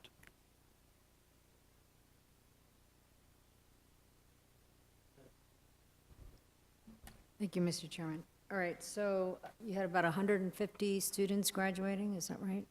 In the inaugural class, we had 134. All right, so how many of those matched for residency? 130 of those matched for residency. Everybody but one.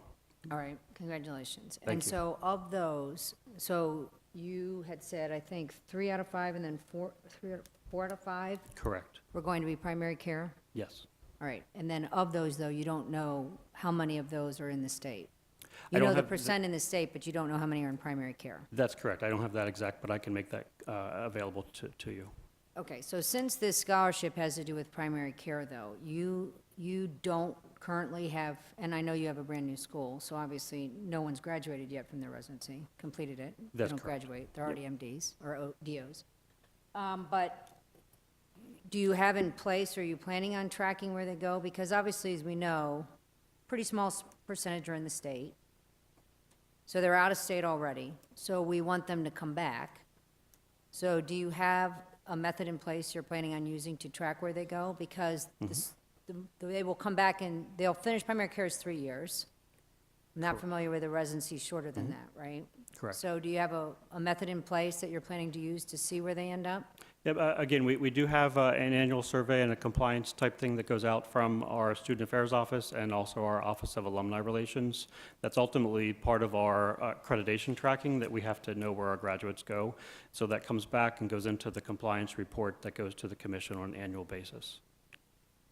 Okay, and so then, you may not know this, but have they added any primary care residencies slots in Indiana in the last couple of years, or since Marion started their osteopathic school?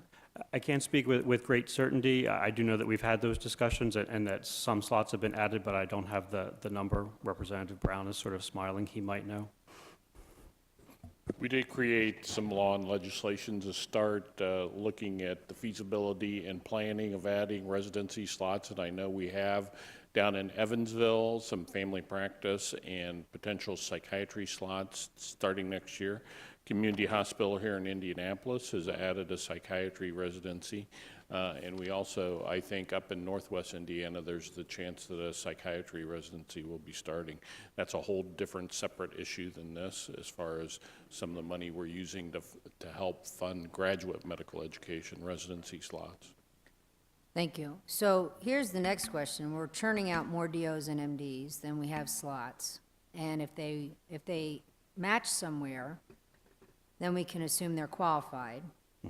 Correct. And so, no, they're qualified. So I guess my concern is, of the ones who, how many attempted to match in Indiana, I guess is the question, and didn't get a slot here, and obviously match somewhere else in primary care? I guess that's the bigger question.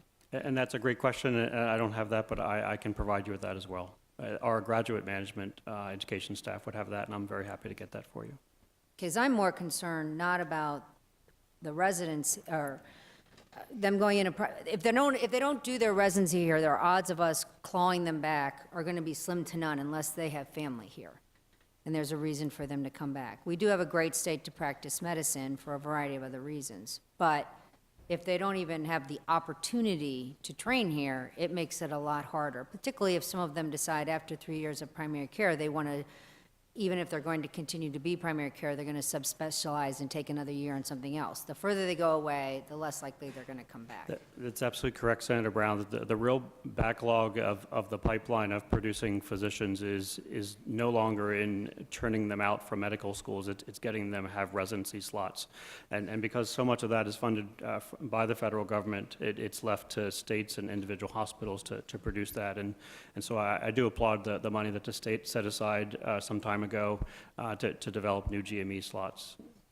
Yeah, I'd like those numbers. I wasn't aware of that, and I say kudos to the state because most of it is federal funding. So Correct. The fact that we're taking on this burden, understanding that we need psychiatrists and family practice, good for us, and it can't come soon enough. But thank you. Yep.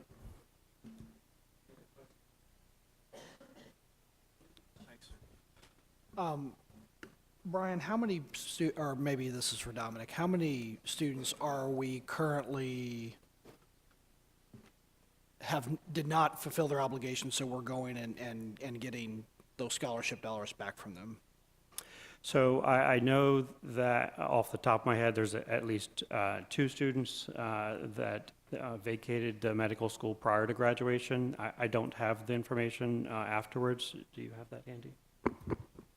So until the recent academic year, so the current one we're in, the language was changed that the student would enter an agreement with the Commission for Higher Education. So going forward, we're structuring it as a loan where they'll enter repayment. I think Brian's talking about students prior to that signed agreements, and they signed an agreement with Marion that they would repay. Our ability to get those dollars back from the student ends at an annual letter that we ask for that back. Okay. And then the requirement that they serve up, I think, the 4 years, is that the part where you're going after the student? Or you had mentioned, Brian, about not completing residency, what was that statement again? So the students can fulfill their one-for-one obligation through either the residency service or service after residency in the state. Okay, so 2 students out of how many? That's a pretty small number. I just want to make sure the effectiveness. So 2 students out of how many were not in compliance? Yep. And to sort of, Dominic properly clarified my statement is that they left prior to graduation. And so I would want to get you the number since graduation that weren't in compliance to add to those 2. Okay, so I want to make sure I'm understanding it. 2 have left prior to graduation Correct. who got scholarship. Yes. But we don't know how many did not then fulfill the requirement post-graduation. That would be very helpful to know, because one thing is when they're in there, I can understand the decision, but once they graduate, they fulfill the obligation.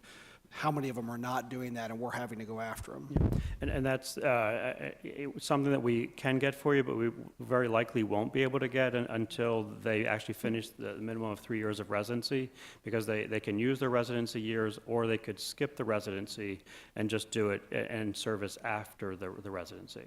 So they aren't required to do the residency in the state. It's sort of a bonus if they do, that it kind of accelerates their quote-unquote repayment years. And so once they would be able to complete their 3 years, we would be able to let you know that, where they ultimately placed as a permanent licensed physician. And how many students of the students that are entering the DO program, do you have any data that shows how many came to the program because of this scholarship? We don't have data necessarily that would say how many students came to the school because of the scholarship. It's really a myriad of factors. We do have data that shows that without funding, a number of students would not have been able to come. And reason that students turn us down is because of funding. And that really would encompass not only the primary care scholarship, but also the National Health Service scholarship, the Indian Health Service, and so on. And if I remember correctly, there's no income test. This is just if you enter in, you're eligible, and then you can sign up for the program, but there's no, like our state financial aid undergraduate, there's an income means, and some of those, there's nothing for this. It's just you enter the program. If you want to apply, you can. You are correct. As long as they meet the eligibility requirements, that they can access the money, assuming they sign an agreement and then ultimately follow through on the promissory note as well. Okay, thank you. Thank you, Brian. Thank you, Dominic. Thank you, Mr. Chairman.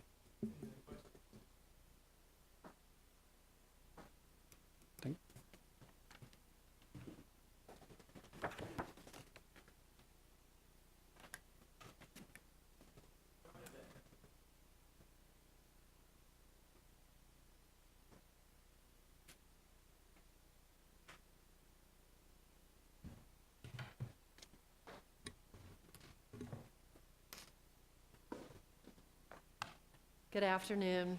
I'm Melissa Ambray, Director of the Office of School Finance, and with me is Tracy Brown, the CFO for Department of Education.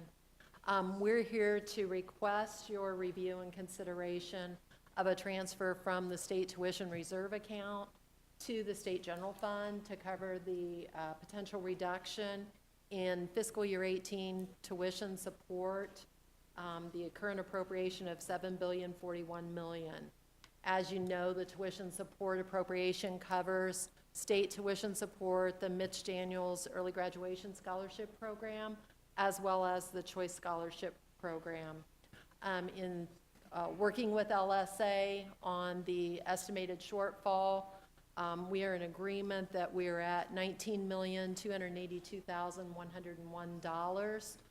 However, I would caveat that with I anticipate the number to change between now and June 30th, and the change is primarily due to we will be seeking choice prorated refunds for those students, and then there are other miscellaneous tuition support adjustments that occur between now and the end of the fiscal year, but we anticipate it to be around the 19.2 mark.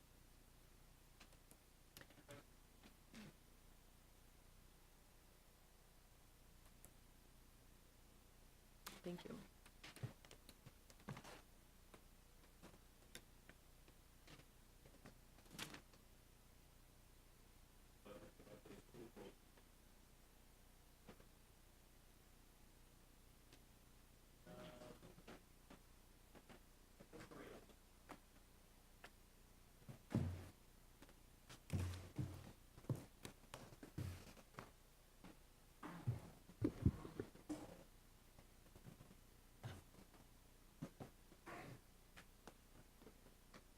Good afternoon, Mr. Chairman and members of the committee.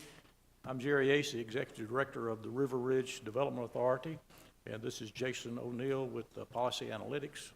Policy Analytics, that group has been performing our annual economic impact analysis for a total of 6 years, so Jason is very familiar with a lot of our, most all of our financial obligations and expenditures over the past X number of years. What I'd like to do is give a real brief overview of the River Ridge Development Authority, and in doing that, I'd like to recognize one of your alternates, Representative Stimler, who served on our board and actually was a former president of the River Ridge Development Authority Board of Directors. Concerning the history, the River Ridge Development Authority was originally formed in 1998 by a resolution of the Clark County Commissioners to establish the Indiana Army Ammunition Plant Reuse Authority. Thankfully, the name was changed a few years later to the River Ridge Development Authority.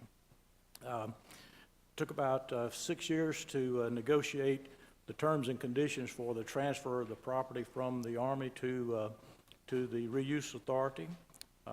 We have received various parcel sizes starting in 2005 through 2016 to convey the entire 6,000 acres to the Reuse Authority redevelopment. And the purpose of the Reuse Authority was to redevelop the old infrastructure and demolish the old Army structures and facilities that were left in place, and to rebuild the facility as far as the new infrastructure, roadways, utilities, site preparation. And to date, we have expended approximately $86 million on infrastructure necessary to redevelop about 20% of the property. So of this 6,000 acres, we have developed approximately 1,200 acres and have sold that property to private developers who have in turn either been owner-occupied facilities with manufacturing facilities, support facilities for industrial and some commercial use. Through 2017, we have been able to recruit over 8,500 jobs on-site, a total of 13,700 jobs, including on-site and direct jobs associated with River Ridge development. And we have also encouraged and incentivized over $450 million in private investment into River Ridge. That's resulted in 10 million square feet of new industrial space, and we currently have approximately 1.5 million under construction. We're asking for consideration for the extension of our urban enterprise zone for 5 years, and that is very necessary for us to be able to fund our remaining infrastructure, demolition, and rebuilding of all the necessary facilities to continue our development. And the projections, we just finished a strategic plan that went into great detail to quantify the remaining financial obligations for completing that process, which will take probably 15 to 20 years, to be in the neighborhood of $370 million. And in order to be able to fulfill that mission, it's incumbent and necessary that we have access to bonding capacity, and our urban enterprise funds that we collect are designated for debt service to fund those infrastructure projects.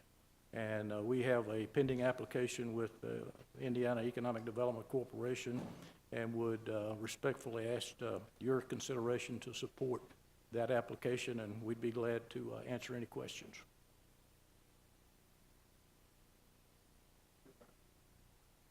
Thank you, Mr. Chairman. Thank you, sir. Do you have any numbers? I was looking over the numbers here with respect to income tax revenues, but property tax revenues that are generated or would be generated in your district? Combination of state income tax and state sales tax combined for approximately $27 million, and I'll defer to Jason. Right, I think it's actually higher. No, I asked property tax, if there were any property tax revenues generated in the zone, what that is. If currently there are any property tax coming into River Ridge? Yes. Okay. Go ahead. The two major local revenue streams that support the Development Authority are TIF revenue streams and Urban Enterprise Zone revenue streams, which generate about $4.5 to $5 million annually in property tax revenues.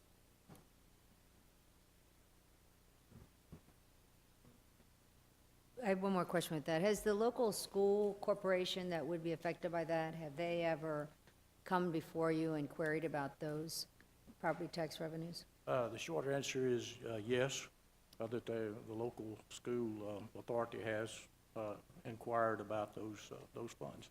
And, currently, we're facing and fulfill our mission approximately $370 million over the next 15 to 20 years, that we do not have any excess revenues.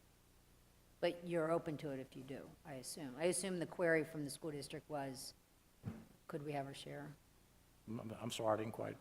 I said, I assume the reason why the school corporation asked is because they were interested in their share of the property tax revenues? Well, they have inquired about how much we're receiving and have not made any formal requests for any funding, not to River Ridge. Right, but because they're now committed, but I'm saying, have you considered it if those funds would be available for them?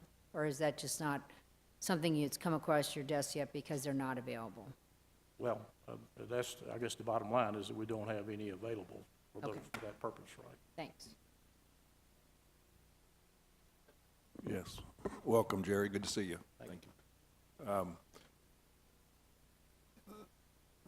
When I look at your revenue stream, it's the three primary areas: the sale of property, the TIF money that you're capturing, and then the enterprise zone. Is that fair, the three?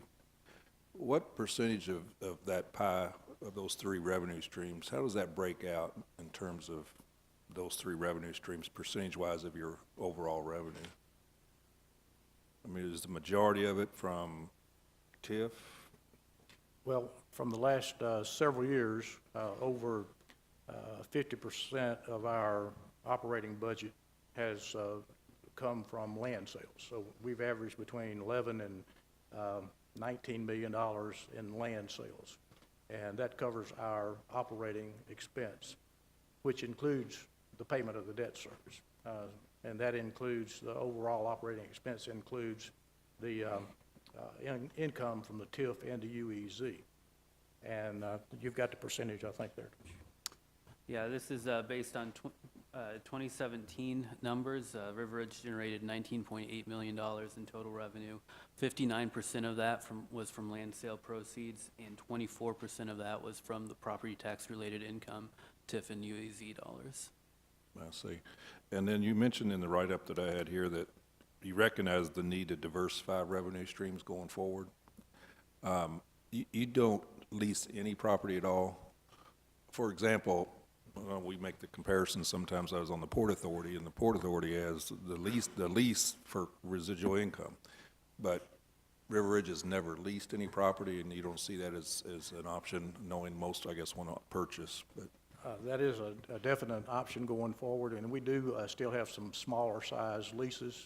We do have generate revenues from lease income.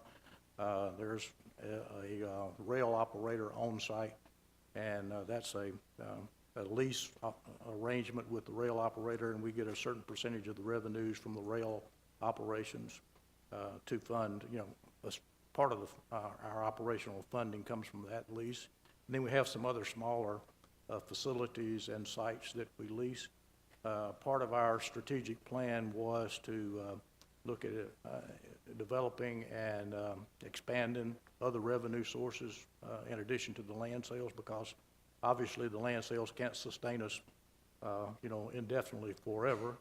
And to give you an idea there, this year, our budget for land sales, even though it's been very robust in the last 3 years, is currently $5 million is our projected land sales budget for this year.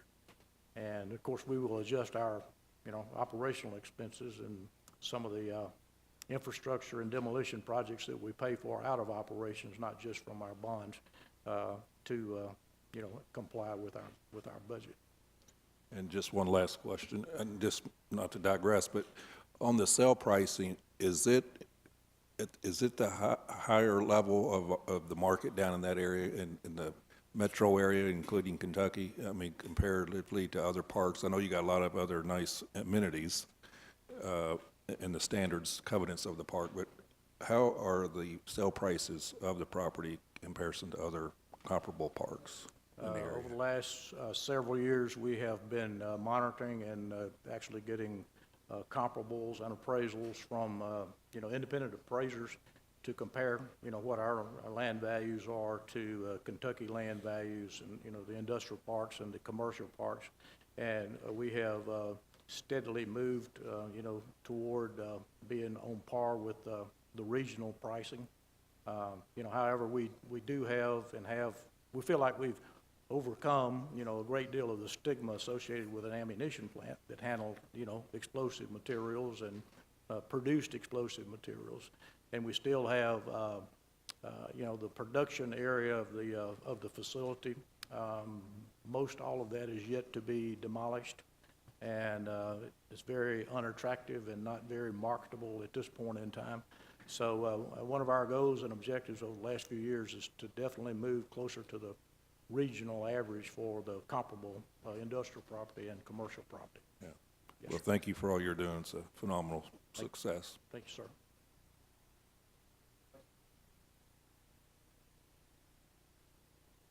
Thank you very much.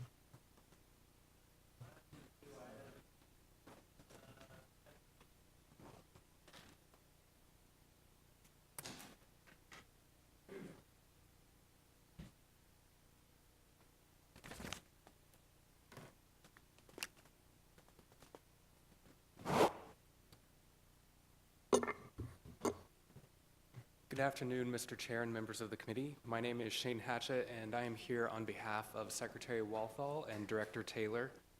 I have 3 Medicaid state plan amendments to present for your review, and I'd be happy to answer any questions you have regarding those.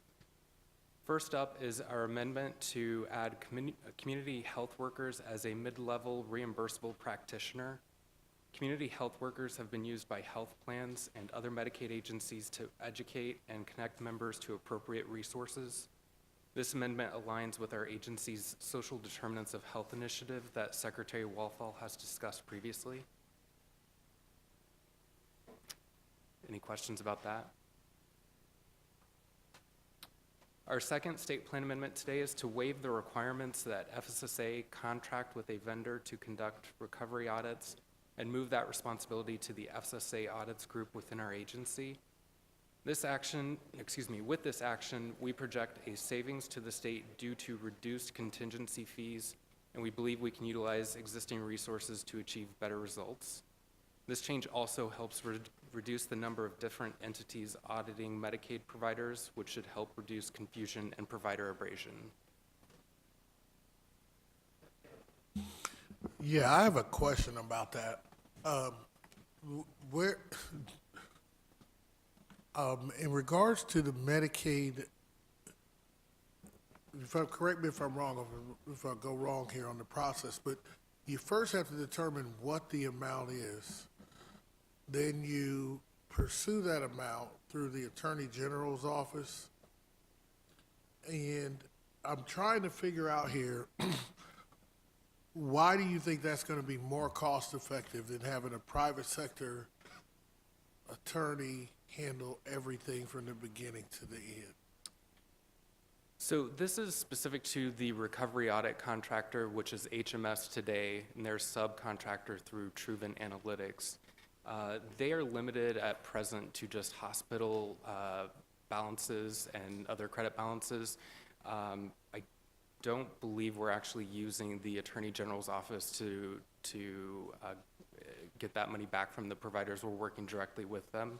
And so we would have our internal auditors taking over that function, as well as expanding some of that functionality within our agency.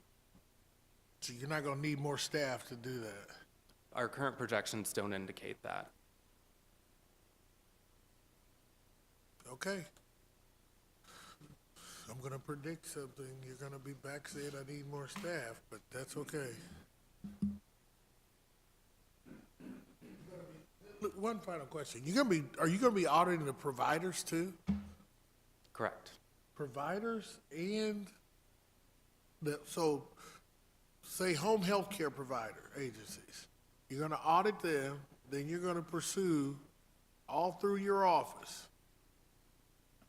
It's no different really than our current auditing process that we have with Truven Health Analytics, except we're replicating that internally and complementing what they're doing. Okay. Thank you, Mr. Chairman. Currently, what, on an annual basis, is the cost of the contract with Truven? And what have you found in terms of fraud annually in dollars?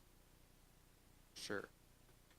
So for calendar year 2017, we had $1.7 million recovered through the recovery audit contractor. They are paid on a contingency basis of 12.5%. So we believe that by bringing that into the state, we would actually save over $200,000. Thank you. Yep.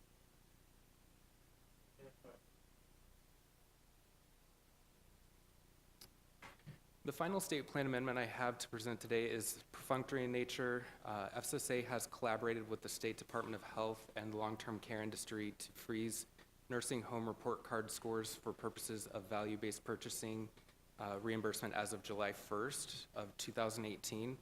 This will allow us to stabilize the survey process due to changes at the federal level and give nursing facilities an opportunity to adapt without penalizing the facilities in the meantime.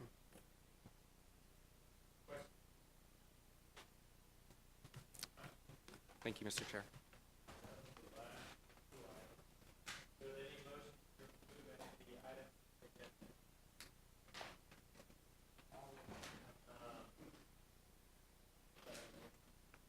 Mr. Chairman, I move to accept this. Next, we have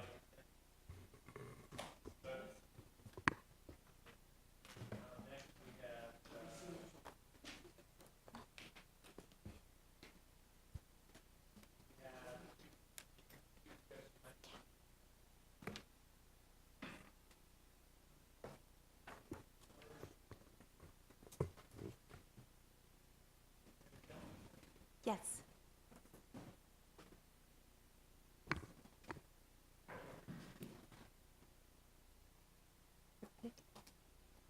You ready?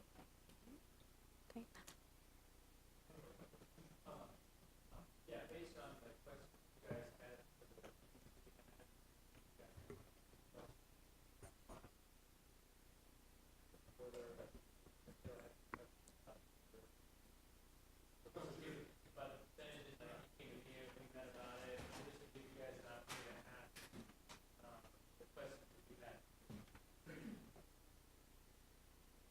Good afternoon, thank you. Just to remind you, a hard copy of what is going to be shown on the PowerPoint is in your packet if you want to refer to that. Good afternoon, my name is Erin Kellum. I'm a Deputy Commissioner with the Indiana Department of Administration. I have with me Maya Siprish-Lee, who is the Executive Director of the Minority and Women Business Division, and we also have our Commissioner, Leslie Crane. We wanted to give you just a high-level overview of our commission and kind of where the Minority and Women Division fits within IDOA. It is a division of IDOA. As I mentioned, we have our commissioner, myself, and executive director here to answer any questions that you have. And then we also have the Governor's Commission on Minority and Women Business Enterprises. That's set out by statute, and we work very closely with them, and they provide guidance on some of the matters that we pursue.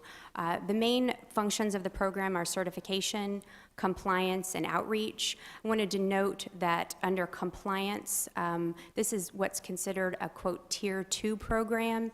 And if those of you who perhaps aren't familiar with that term, Tier 1 refers to prime contractors, and Tier 2 is subcontractors. So our focus is expanding opportunities for subcontractors on state contracts.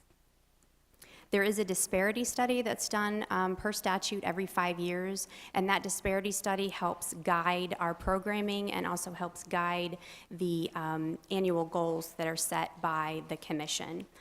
IDOA is responsible in the purchasing entity for state agencies and commissions and boards, but state educational institutions are not within our purview. We do work closely with them and do many outreach events with them in order to help extend and expand the opportunities for minority and women-owned businesses. You'll also see the goals, current goals that we have set, and again, those are set by the commission. They can and do ask for our input, and we offer it when asked, and that is, again, based on the results of the disparity study. The next slide indicates the goals and that as it relates to the state for the past couple years. As you can see, we've been able to exceed the goals set by the commission for the past 3 years, and will continue to strive to do so every year. One of the things that is provided, and probably why we're here today, is the state educational institutions provide annually their spend. It's usually the last meeting of the calendar year, so that would have been in December of 2017. They provided their spend for the previous fiscal year, and you have copies of those as well.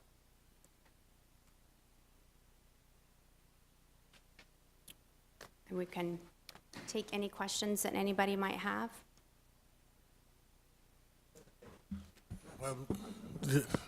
Well, congratulations, Commissioner Crane. All right. I was wondering why you were here for a second, then I looked down and I was like, all right, well, congratulations. Glad to be here. So, a couple of questions about the commission and how it operates right now, the Women and Minority Business Commission. Under Indiana code, the commission has the responsibilities of monitoring and having compliance over all the contracts that are issued, not only through IDOA, but through the universities as well. To monitor, not to comply, but you have the monitoring responsibilities. Am I correct?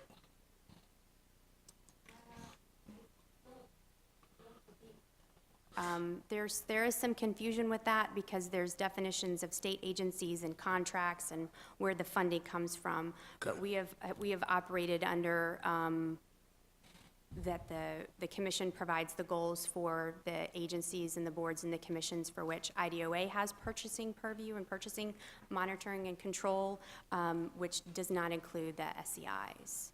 Well, just so the reason why I'm asking is because under the 25 IAC, specifically 564, the bidders have to, and subcontractors have to report anything of $100,000 more.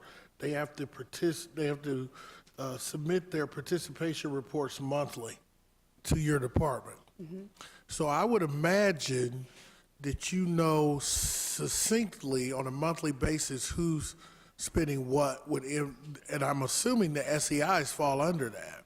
Actually, what we use to monitor that spend is a program or a module within PeopleSoft. It's called Pay Audit. Yes. That those state contracts are pulled into Pay Audit, and that's where the spend is reported by primes and validated by subs. We don't have the state educational institution contracts in our system, so they're not pulled over into Pay Audit, and we don't monitor that spend.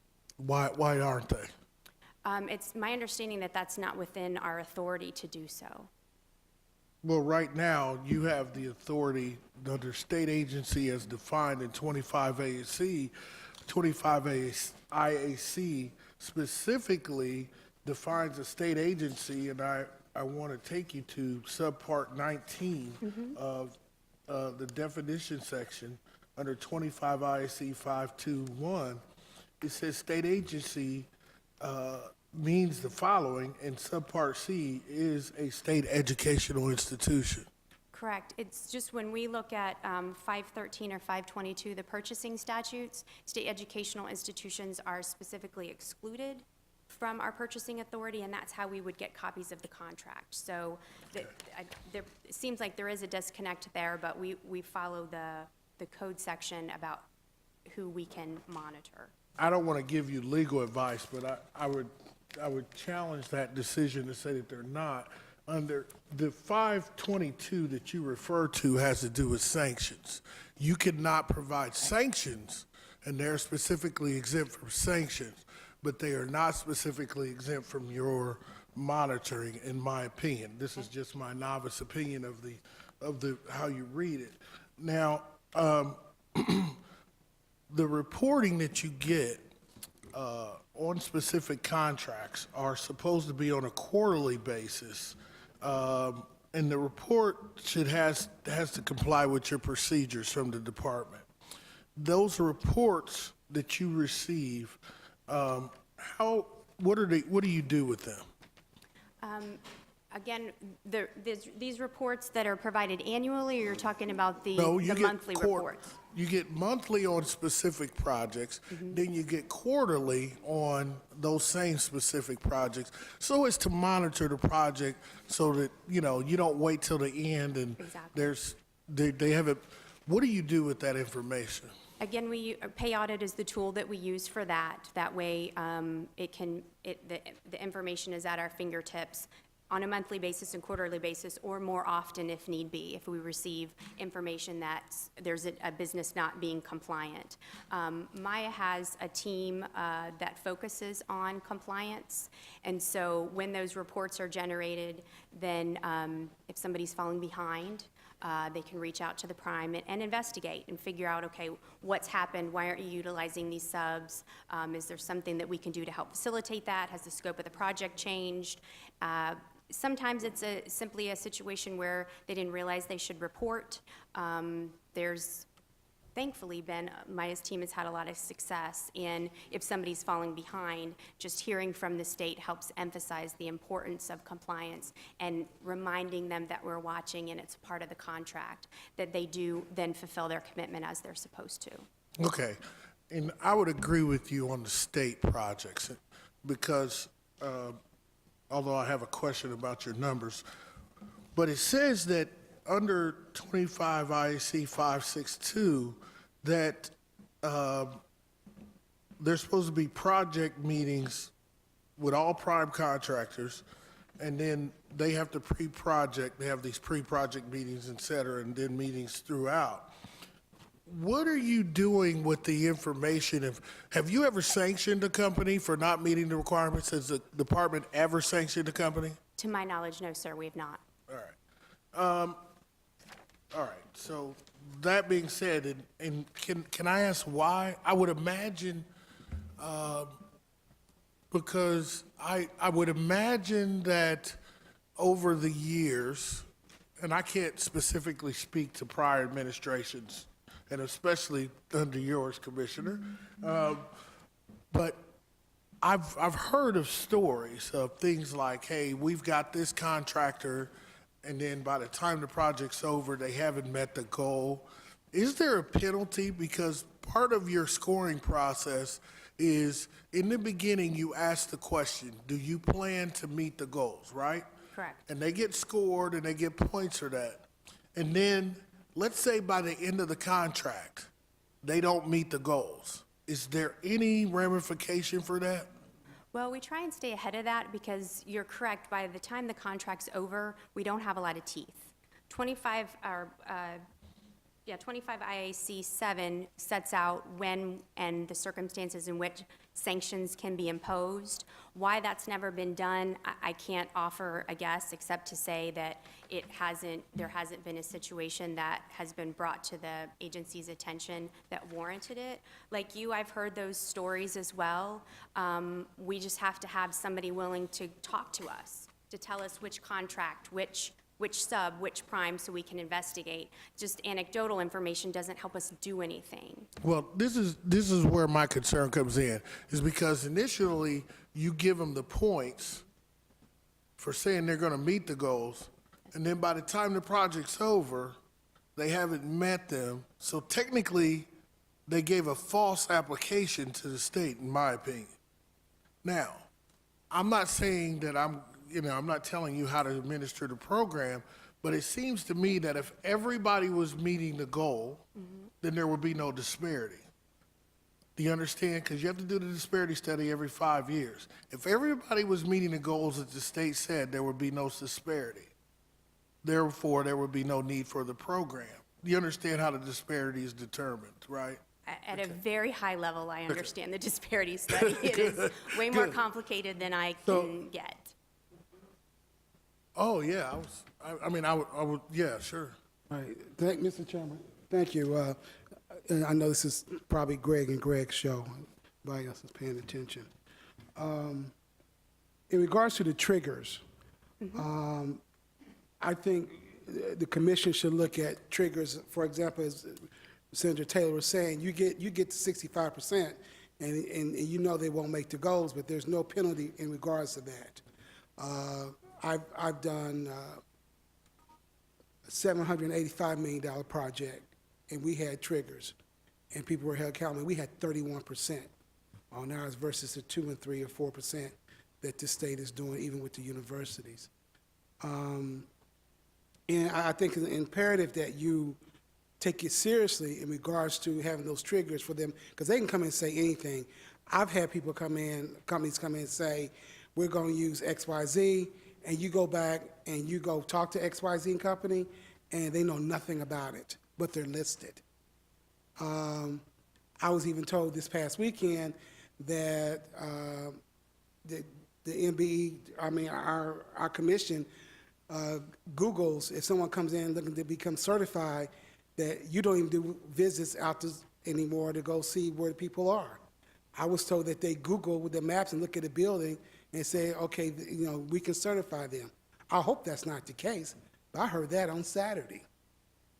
So there are a lot of things that are still out there, and after being around here being on staff and working here for the last 20 plus years, I've seen a lot, and a lot of things are not changing. Period. I think these numbers are pretty low from my perspective. And in regard to universities, they taunt it, and I was talking to someone from Purdue this past weekend. They gave some numbers up, but I'm just very concerned about from my perspective, the filibustering of numbers in regards to what they really are here in the state of Indiana. That's just my humble opinion, but I've probably been around here longer than some of you guys are age. Okay. So that's my 2 cents, and I'll let Greg, Rep. Senator Taylor, carry on, because that's his expertise. I only sat on the commission as a staffer and as a legislator only about 10 or 12 years, so I don't know that much about what's happened. I know enough to be dangerous about this area, but I want to be tactful in how we approach this issue, because I think that there's a lot of misunderstandings about it and why the program exists, how it exists, and what are the strategies to fix it. The monitoring part, I think, is the most important part of the process. And the reason why is because what we've seen over the last 5 disparity studies that have been completed is that there's been a disparity, which is pretty discouraging to me, because if you do meet the goals, the disparity should be getting less. Does that make sense? So when you say to me, the last few years we've had 8, 8, and 3 and different numbers, great that you've met them. But if you're meeting them and somebody else is not, you do understand that there's going to be a disparity. So to me, the department has a vested interest in making sure that anyone that's part of the disparity meet the goals. Does that make sense? So that's why I'm saying the SEIs, I'm trying to figure out where they are on the spectrum. You don't have purview over what they do and what they spend, and I get it. But these reports, and I'll just take you to, let me give you some examples. For example, Indiana State University. And I want to emphasize that it's important to understand that each university, geographically located, has its own difficulties and everything else. But if you look at their WBE spend on its commodities, and then you go to the next, then you go, and they've got 22% under construction contracts. Now, Indiana State is located in Terre Haute, Indiana, which I'm not going to say there's not a lot of women-owned businesses there, but I would imagine there wouldn't be as many as that IU could do. But you look at IU's Tier 1 and Tier 2 spending, Tier 2 is only at 6.39%. When monitoring those, do you look at those numbers and try to find out why there's such a disparity? How can a Terre Haute institution, Indiana State, in a construction, because to me that's what the commission should be doing. And I don't know if that's what's happening.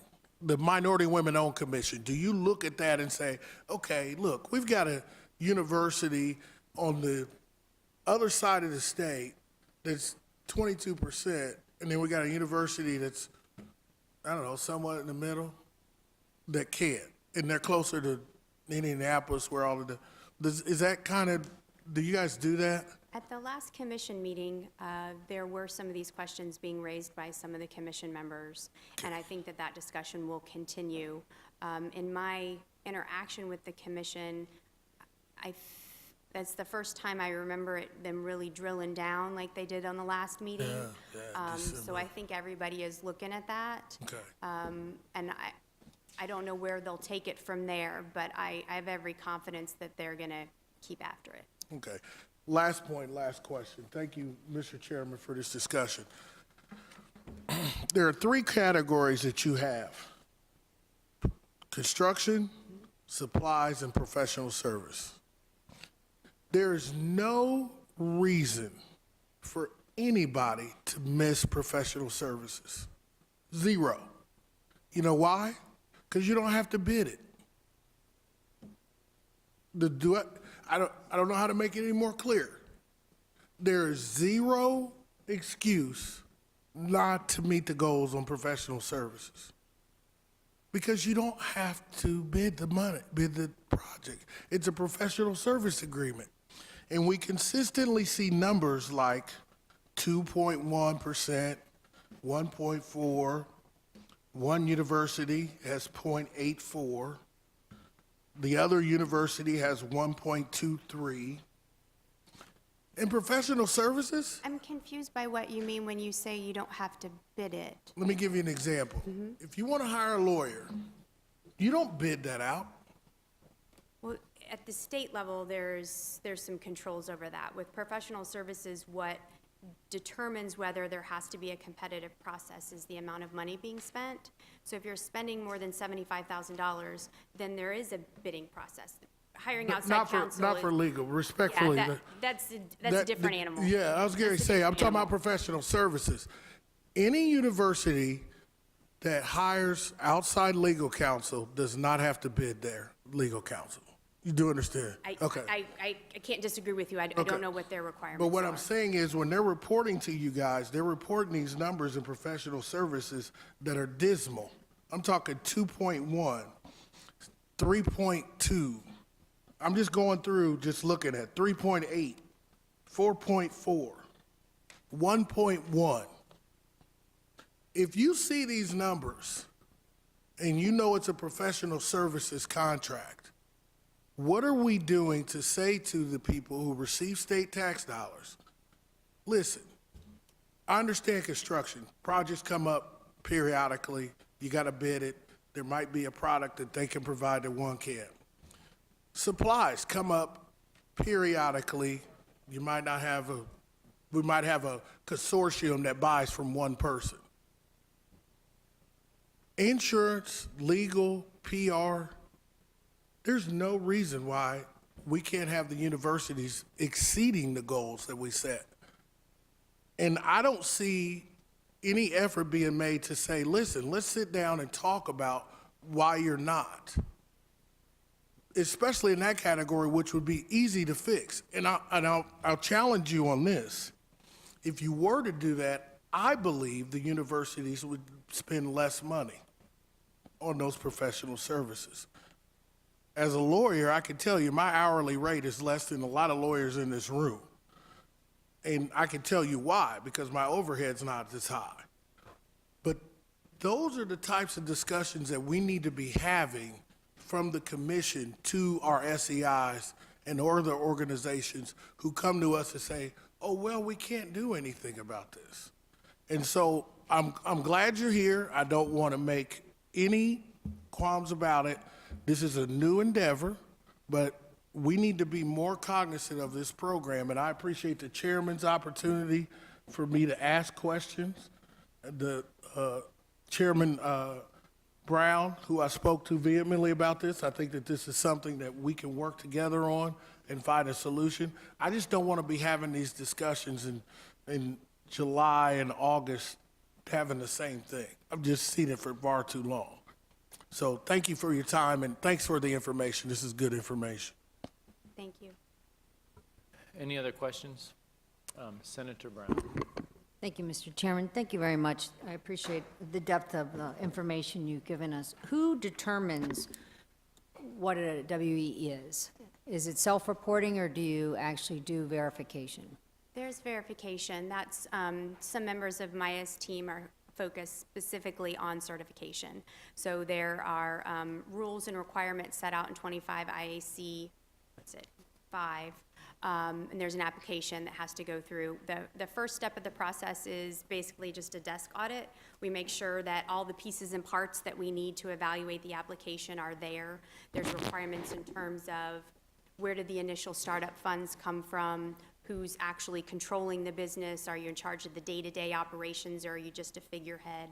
Do you have expertise in this area, or are you somebody who has been trained to do one thing and you're trying to work in another? That can be some red flags that maybe you're not actually being controlled and run, the business isn't actually being controlled and run by a minority or a woman. When appropriate, there are site visits that are conducted. Sometimes if it's a sole proprietorship, they just work out of their home, they'll come in and speak with us. We're not going to learn anything different sitting in their living room than we would learn if they were sitting in our conference room, and it's just more efficient that way.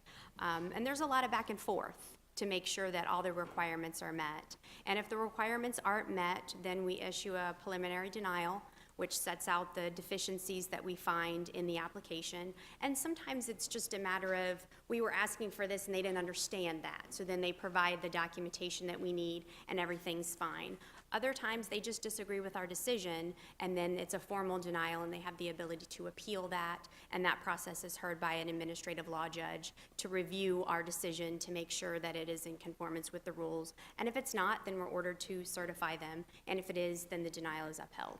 And that certification lasts for 3 years. So the certification includes verification, and then, but the whole process coming forward is them choosing to do this. You could have WEs who choose not to do this, and they could still be operating and receiving dollars from the state through contracts, et cetera, which we're not aware of.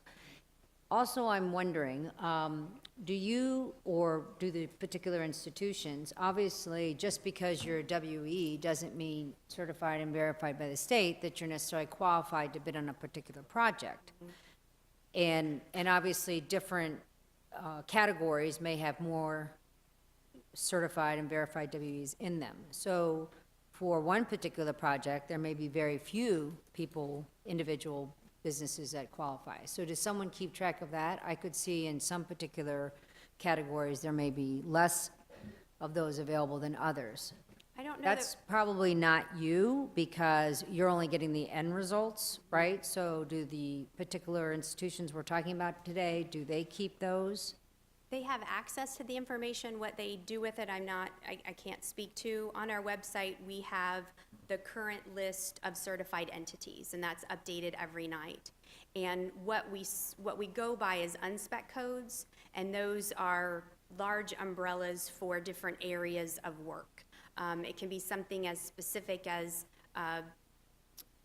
some sort of concrete construction, commercial, and IT. I mean, it runs the gamut. And when an application for certification is submitted, the entities are required to provide those unspec codes. And then they have to show proficiency in that area. Typically, that's executed contracts that they've done work in that area. And that is on our list that's on the website. So if you're searching for a particular type of business, you can search our website and find those that are certified in that area. That's available to anybody who goes on our website. To what extent it's being utilized, and I don't know. And if there are areas that we lack certification, we do, with our outreach events, try to highlight the importance and the value of certification. But again, because it's a volunteer program, there may be some industries that just simply don't seek certification. And that is something we're trying to get to the heart of. It's just not an easy answer to find. Right. I mean, I could be a women-owned business that knows how to repave a driveway, but I'm not capable of building a 5-lane highway over bridges, et cetera. So just because I'm in asphalt doesn't mean I can do everything. That's the spec. Do we require our universities, when they put out these contracts, to go to your site, or they post their RFPs and RFQs out there, and those are supposed to come to them? Maya can speak to that. Yes. They can choose to send us the notifications or bid dates and bid information. We post them on our website. Sometimes when they're looking for a specific type of MBs or WBs, we can put the list together for them, and we cannot really point out, pick Maya as company, but we will find and search for them if we have to and provide them with that list. What they do afterwards is obviously up to their procurement agencies who they select. But I'm not suggesting we put the burden on the universities. I'm just saying, I'm asking if we require them. I certainly think maybe if you are, not to add to it, but if you're out there doing education, you would certainly encourage those WBs or potentials to go to this site to look for possibilities where I'm sure they, if they're at all interested in government contracts, they're looking to that site. we only count IDOA certified minority and women businesses, and anything that comes out from us will be state certified minority and women businesses. Thank you. Any other questions? All right, thank you very much. Yes. Oh, First of all, thank you for having this discussion. And this came up as a part of my concern when we were going through the projects like we did today. And I said in that meeting that I don't think I need to ask over and over again if the universities are meeting these goals. Remember, I said I could ask 17 times. Representative Porter asked one on the first project that we had today. Part of our packages, and I think the universities do a great job of providing us information on what they're going to do with the funds, and I think they do a great job of presenting to us. But because this is a program that we have determined through our legislative process to be important enough to have an entire department associated with it, I think they should also provide us with that information in their packets. And I think I brought this up to you and Chairman Brown before. I think it's only, I don't want to make it seem like I'm taking a shot every time I ask a question. You know, if I ask Southern, you're leaving, so you can. If I ask Southern University of Evansville every time, somebody thinks I'm picking on University of Evansville. The reality is, I want to know what everybody's doing. USI, whatever. We want to. I want this to be a program that grows the small business community. I think we have a new commissioner who is on the same page that I'm on. I know, just after correspondence with the two young ladies there, that I know the new director is, because we've had this conversation. And I think that everybody benefits. The universities, through their collaborations, just present the information. You might come up short. That's okay for a certain period of time. Doesn't need to be forever, but we need to get a hold of this program so that we make their job better, we make the state of Indiana shine, and that we make small businesses, which is the largest employer in the state, succeed. And that's what these are. These aren't, these MWVBEs, these aren't, the Hondas of the world. These are the small employers that have 100, 150 employees that sustain communities. And so I think we should have that as part of the presentation package. It's up to you, Mr. Chairman and Chairman Brown, to determine what they provide to us. But I would like to see that when the packets come out and when we get that information. Thank you. Thank you, and I'll be very brief, Mr. Chairman. Over the last 3 or 4 years, we've talked about how great Indiana has been for business and business development. And so my question is, business development for whom? Who's really benefiting from it? Are the veterans benefiting? Are the women? Are the minorities? People with disadvantage, disabled individuals, are they benefiting? We talk about it. We raise the flag, how we're the best place in the Midwest attracting businesses and retaining business and taking them from Illinois. But for whom? Are we really being inclusive? And that's my concern when it comes to this. In regards to universities, billions of dollars, billions of those individuals that are paying taxes that are funding them. And what do they get in return? What's their return on investment? That's the question. Thank you, Mr. Chairman, ladies and gentlemen. Thank you. Sorry. Thank you so much. I just wanted to say to Representative Porter and to Senator Taylor in particular, I hear your concerns very much. I've only been in this position for a few weeks, so we're still sorting through and assessing, the strengths and weaknesses of the agency. But I want to say to these two women in particular that I think they have heard your comments, because the outgoing commissioner has already had approved a new compliance position within the Division of Supplier Diversity. So while it does not necessarily address the issue of the colleges and universities, it does address the compliance issue because it allows them to be more proactive with respect to making sure that commitments made on the front end are seen through on the back end. So I hear your concerns with respect to the universities and the colleges. I think the concern that you have raised is something we are aware of.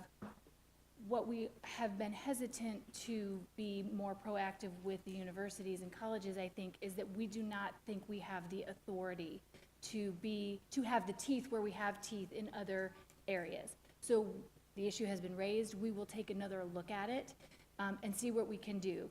If nothing else, we can certainly raise the issue with them, even if we don't have enforcement authority where we have it in other places. So we can knock on their doors, remind them of this discussion, and say it's going to continue to come up. It is going to continue to be an issue. And to Representative Porter's point, small business, as we have been very fond of saying, is the churning point, right, of our economy. And that is a very valid point, and we want to continue to support that. So we have heard you, and we will circle back when we have been able to sort of evaluate where we're going with this part of the department. So thank you for your points. They have been heard. Thank you.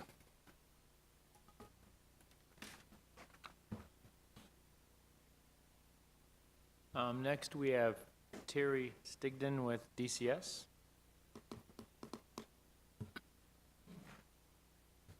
I'm out of preference with the last meeting we had. I know I agreed to have DCS at the first meeting to give an update and answer any questions that the committee may have. So that's why we invited the new director.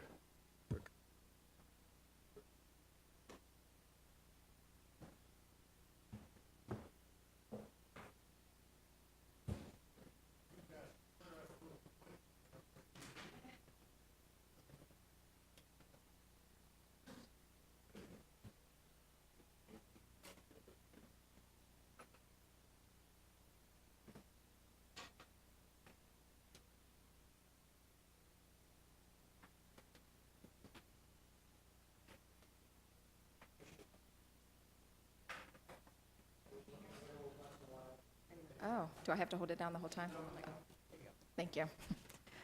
Good afternoon. I'm Terry Stigdon, the director for DCS. This is Leah Rader. She's our chief financial officer. And I'm going to give you an update of what's been going on for my first 90-plus days with the agency.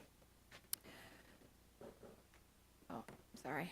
Okay. I've been on the job for about 3 months and been learning a lot. The way I learn as a leader is getting out into the field and talking to people. So in the first 3 months, I've been to a little over half of the regions in the state, meeting with the field. I met with the Child Support Bureau folks, the hotline. I've also met with external folks to DCS to find out what's going on, so the folks that DCS touches to see how we're doing as an agency and to find out how we can be better. I've also shadowed a family case manager in the field in an urban and suburban area, and I will be shadowing family case managers also in rural areas as well by June. My goal is to be finished with my assessment of having visited everywhere in the state by the first week of June so that I can work on my culminating all the information to have an idea about what we need to do next. And that's about aligned with when CWG will be finished about mid-June. What I have found is that we have a lot of folks, not just in the field, but in central office and in other areas of the agency that are committed to helping children and families. My main purpose is to really check the pulse of the agency and find out what barriers exist that may prevent them from doing the best job possible. Some issues that have risen to the top is they would like to get out into the community more and be available for more prevention.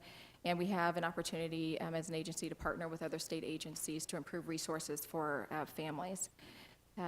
I've also met with older foster youth. We do have an older foster youth that I met with that is actually doing very well. He's in college, and he was interested in policy development, so we're able to get him connected to one of our legislators, and just looking forward to seeing what type of bright future he has. And then we had a child abuse prevention rally last week. CWG has already interviewed over 350 people for their report. They are analyzing the data and finishing up interviews. Let's see. The final report will be released in June, and after that report comes, we will be sharing that information, and we'll have more specific details about our asks of the budget agency at that time. And you may know this, but I'll just say the goal of the CWG report is really to uncover where we are as an agency, where we are vulnerable, and how we can improve. Excuse me. The full report will really help us with making strategic decisions moving forward and help us with our ultimate goal in keeping our children safe. First of all, I want to thank you. You said you're visiting the different, visiting all the regional offices.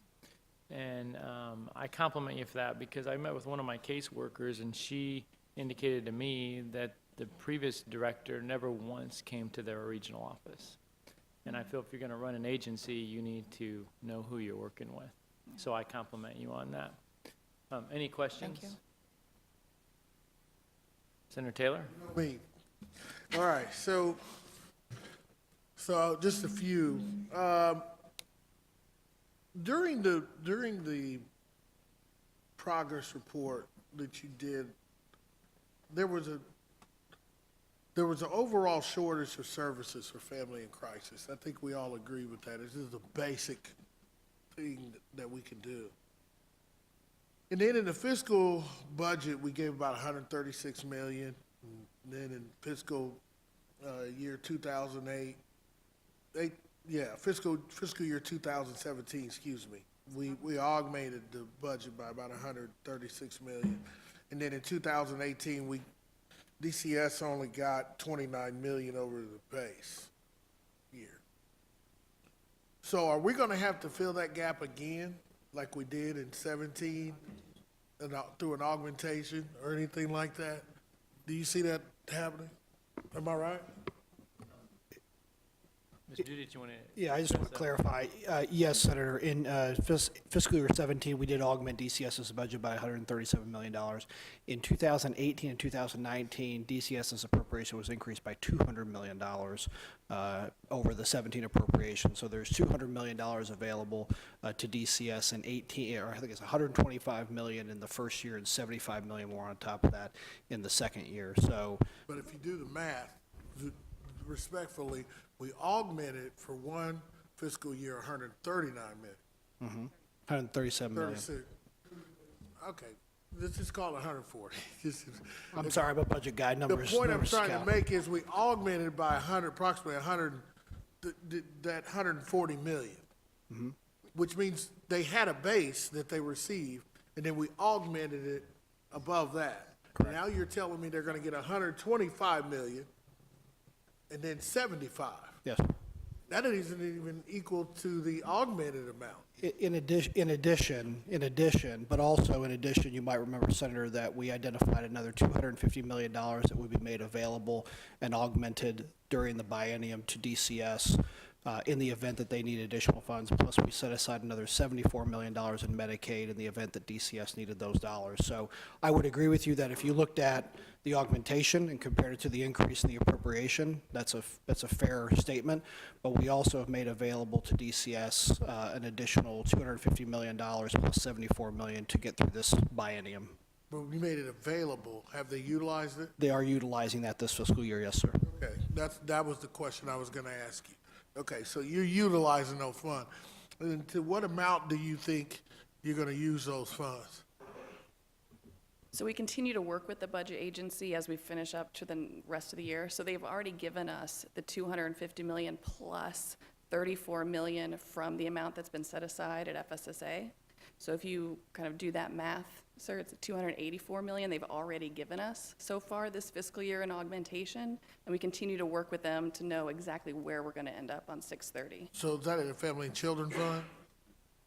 So correct, most of that went directly to our services fund, which is called the Family and Children Fund.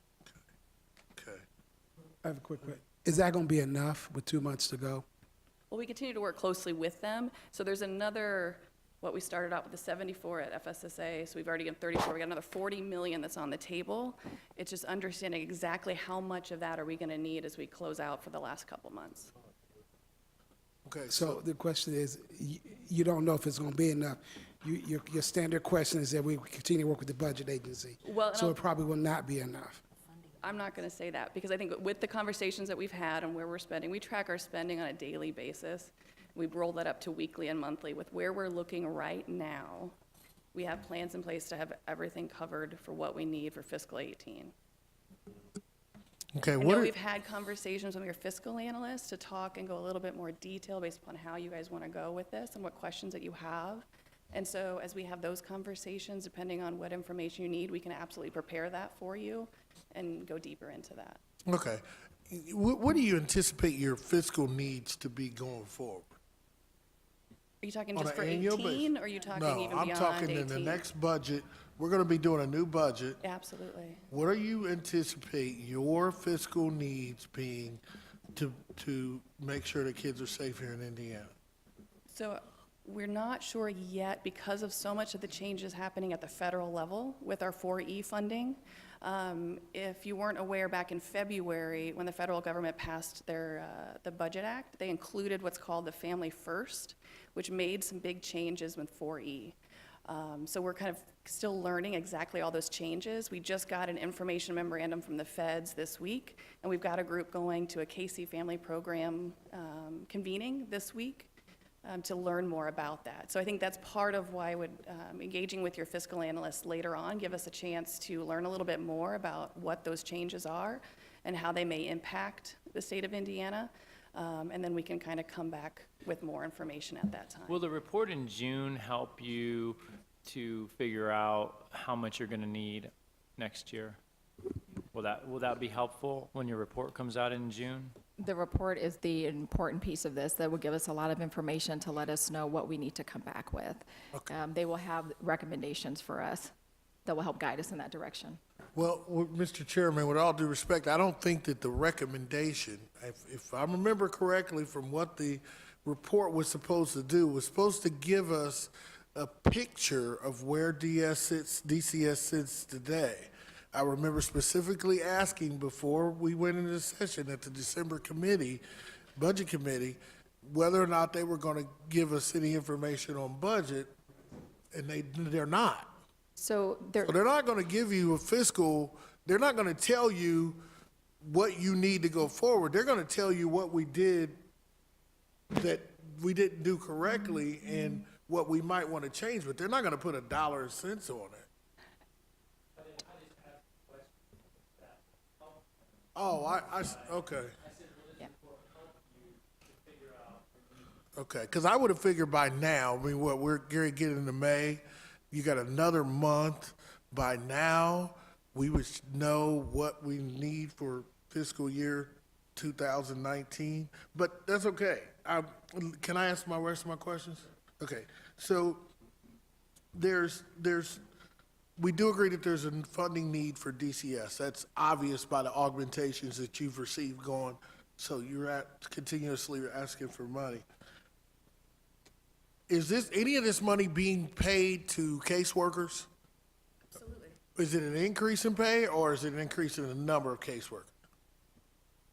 So it's not an increase in their base pay any different than what we have been doing, but we are continuing to hire case managers. Okay, in doing that, are you seeing the same turnover ratio that you saw before? Yes. Okay. Then someone might suggest maybe we do something else then if we're seeing the same turnover. Are the caseloads still the same? Oh, that's, I'm still learning this stuff. Yeah, so okay. Let me look at my notes. So looking at the caseloads, the same from when? From let's say before I fiscal year 2017. From fiscal year 2017. So let's see. As far as the staffing level that we meet, we're meeting about 83% of that staffing level for the state. What about the caseload? That is how we would describe the caseload. So based on the number of cases we have, we meet about 83% of the staffing need for that caseload. Okay. So you do have a higher, okay. Yes, and that does not include new hires that are coming into the system that haven't completed the orientation period. But you still haven't, what's the turnover ratio that you had before? Somewhere around 20%, wasn't it? Around 25%. I can get the exact number for you. So even though you got people coming on board, you still got 25% turnover. You're still going to lose a significant portion of them.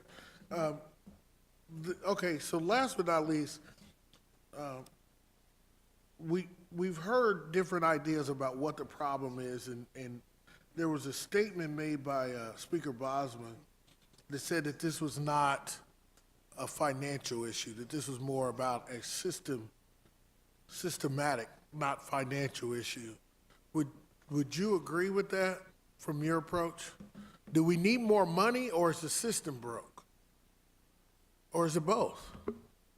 Well, I think to my earlier comment, we do not need more money for fiscal 18. And I think you were very generous to us in the fiscal 2019 budget when you gave us the additional $125 million in that. And as we continue to go forward, and I think to Terry's point about with the assessment coming out and understanding exactly what our needs are, that's going to drive a lot of our conversation coming into budget development. And so that when we come in the fall to you, we're going to have a much deeper understanding of what our needs are looking beyond 19. Are there any systematic issues that you've seen?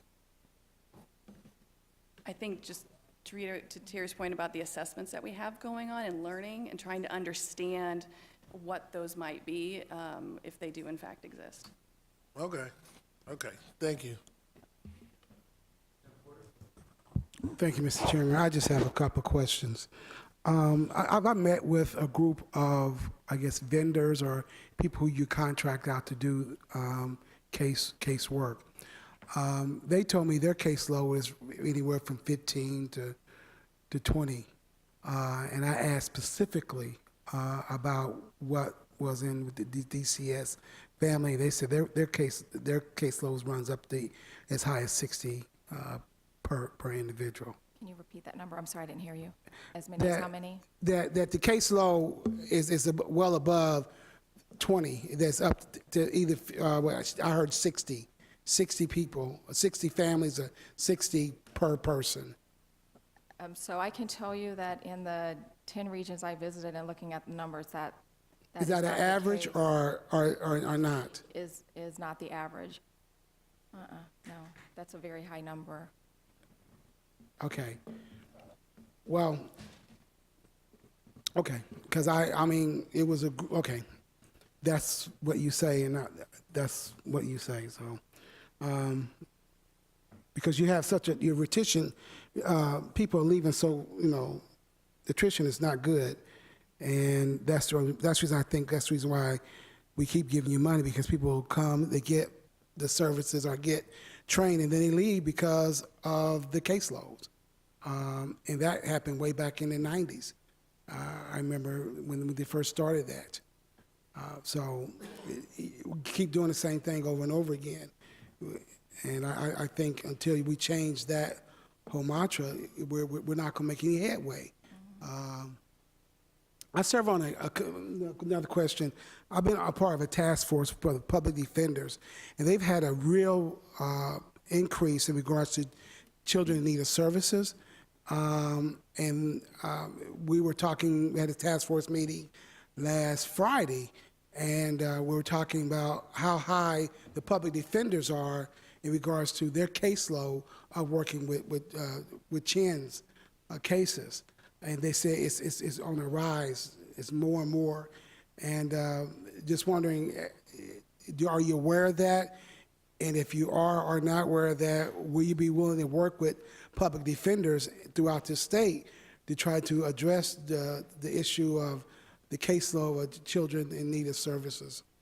So the public defenders, that's another group that I'm also working with. So part of this is I'm meeting with people all over the state that DCS touches and works with.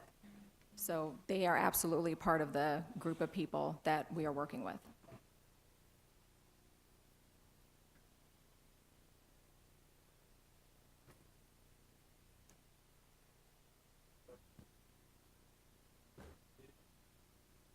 Thank you, Mr. Chairman. Just a few things I wanted to point out, and for transparency for the committee, I've been working with Leah and Director Stigdon and her staff and the budget agency staff, and just to highlight a couple of things that have been, that Director Stigdon and her staff have been working on. One, for the first time in a long time, DCS and FSSA Medicaid are working together to try to identify opportunities where costs can be shifted to Medicaid versus DCS spending. So as the director talked about, there are ways that the department is looking at not only cost reductions to the state, but also in ways to better serve the children under their care. So areas where medical costs can be covered by Medicaid, for the first time, I think, ever, DCS is coordinating with Medicaid on that issue. When it comes to turnover in staff, that's certainly an issue that some other consultants in the past years have noted, and interestingly enough, pay does not come up. It's the work, it's the caseload, and so really it's looking at how to improve the caseload for those caseworkers. Attorneys play a vital role in that, and I think Director Stigdon and our office work together to actually hire 8 more attorneys that will help with termination of parental rights cases, which will allow caseworkers to focus on those more complex cases and allow for those cases that are kind of towards the end of their life to move those on and allow those caseworkers to focus on the more complex cases. So turnover is certainly an issue, and there's a lot of things that have been done in the past to try to address it, but certainly willing to explore with the General Assembly ways to address the turnover issue. The other is the assessment really is, as Chairman Mishler said, is really to give the department a look at what could be done better. And I will let you know that as that assessment has been going on, the department, FSSA, and the governor's office and my office have been working with DCS to identify every opportunity to either improve services, reduce the caseload ratio to where it's more manageable, or find cost savings initiatives. There was a fee that the department was able to implement that hadn't been implemented before. And so that's a fee that will bring in, I think, $1 million once that's implemented. So there are a lot of things the department has been doing in the past year that have really been trying to identify how to close that gap between what is funded and the expenses, but also maintaining the level of service to the children to ensure that they receive the best possible care when they're in the care of the state of Indiana and DCS. So, Director Stigler, thank you for being here. Thank you for talking to us and giving us an update. I know June will be a busy month when that assessment comes out, and I appreciate your and your staff's willingness to work with the fiscal staff on both chambers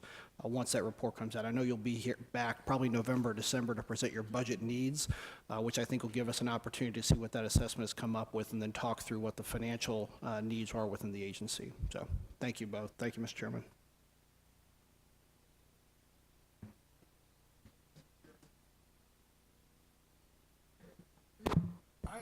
You brought this up, Commissioner Dudas brought this up. You said, and I read this in the challenges, but you brought it up as I guess, a benefit. It says that the DCS reported shifted several years ago from contracting with law firms to have agency-employed attorneys, essentially used by many child welfare agencies around the country. I had marked that in this little report that we got, March 1. How is that going to relieve the caseload? Can you explain to me how an in-house attorney explain that to me. I didn't say in-house or outside counsel. I just said by having more attorneys available, the attorneys can address termination of parental rights cases in counties that have a very large number of cases per attorney. And so there are several counties that when you look at the attorneys and the caseload, the ratio is very high. And so by hiring legal staff, it could be outside attorneys, it could be internal attorneys. The department decided to look at hiring internal attorneys. That helps with the processing of those termination of parental rights, which then allows those cases to be handled faster and be moved through the system, and then allows the caseworkers to manage other cases as they move through the process. So this is more of an efficiency that by adding some additional staff, we actually free up some of those caseworkers that might be managing a complex case, but also maybe managing something that 1 or 2 steps from now that case could be closed or the TPR order could be done. So I'm not arguing inside, outside counsel. I'm just saying by hiring some additional legal staff, the department's been able to take some stress off the caseworkers, if I'm stating that correctly. Yes, that is correct. Okay.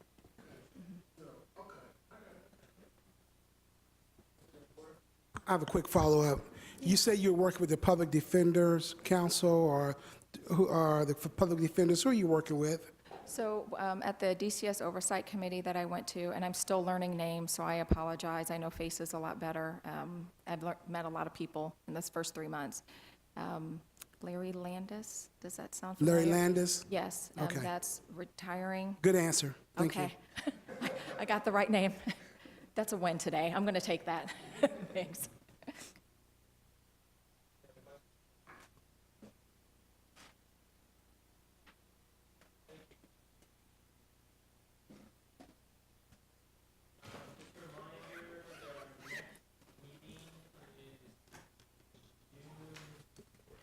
Fourth and fifth. I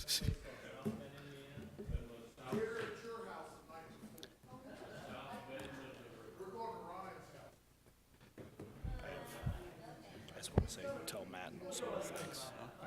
I wanted to.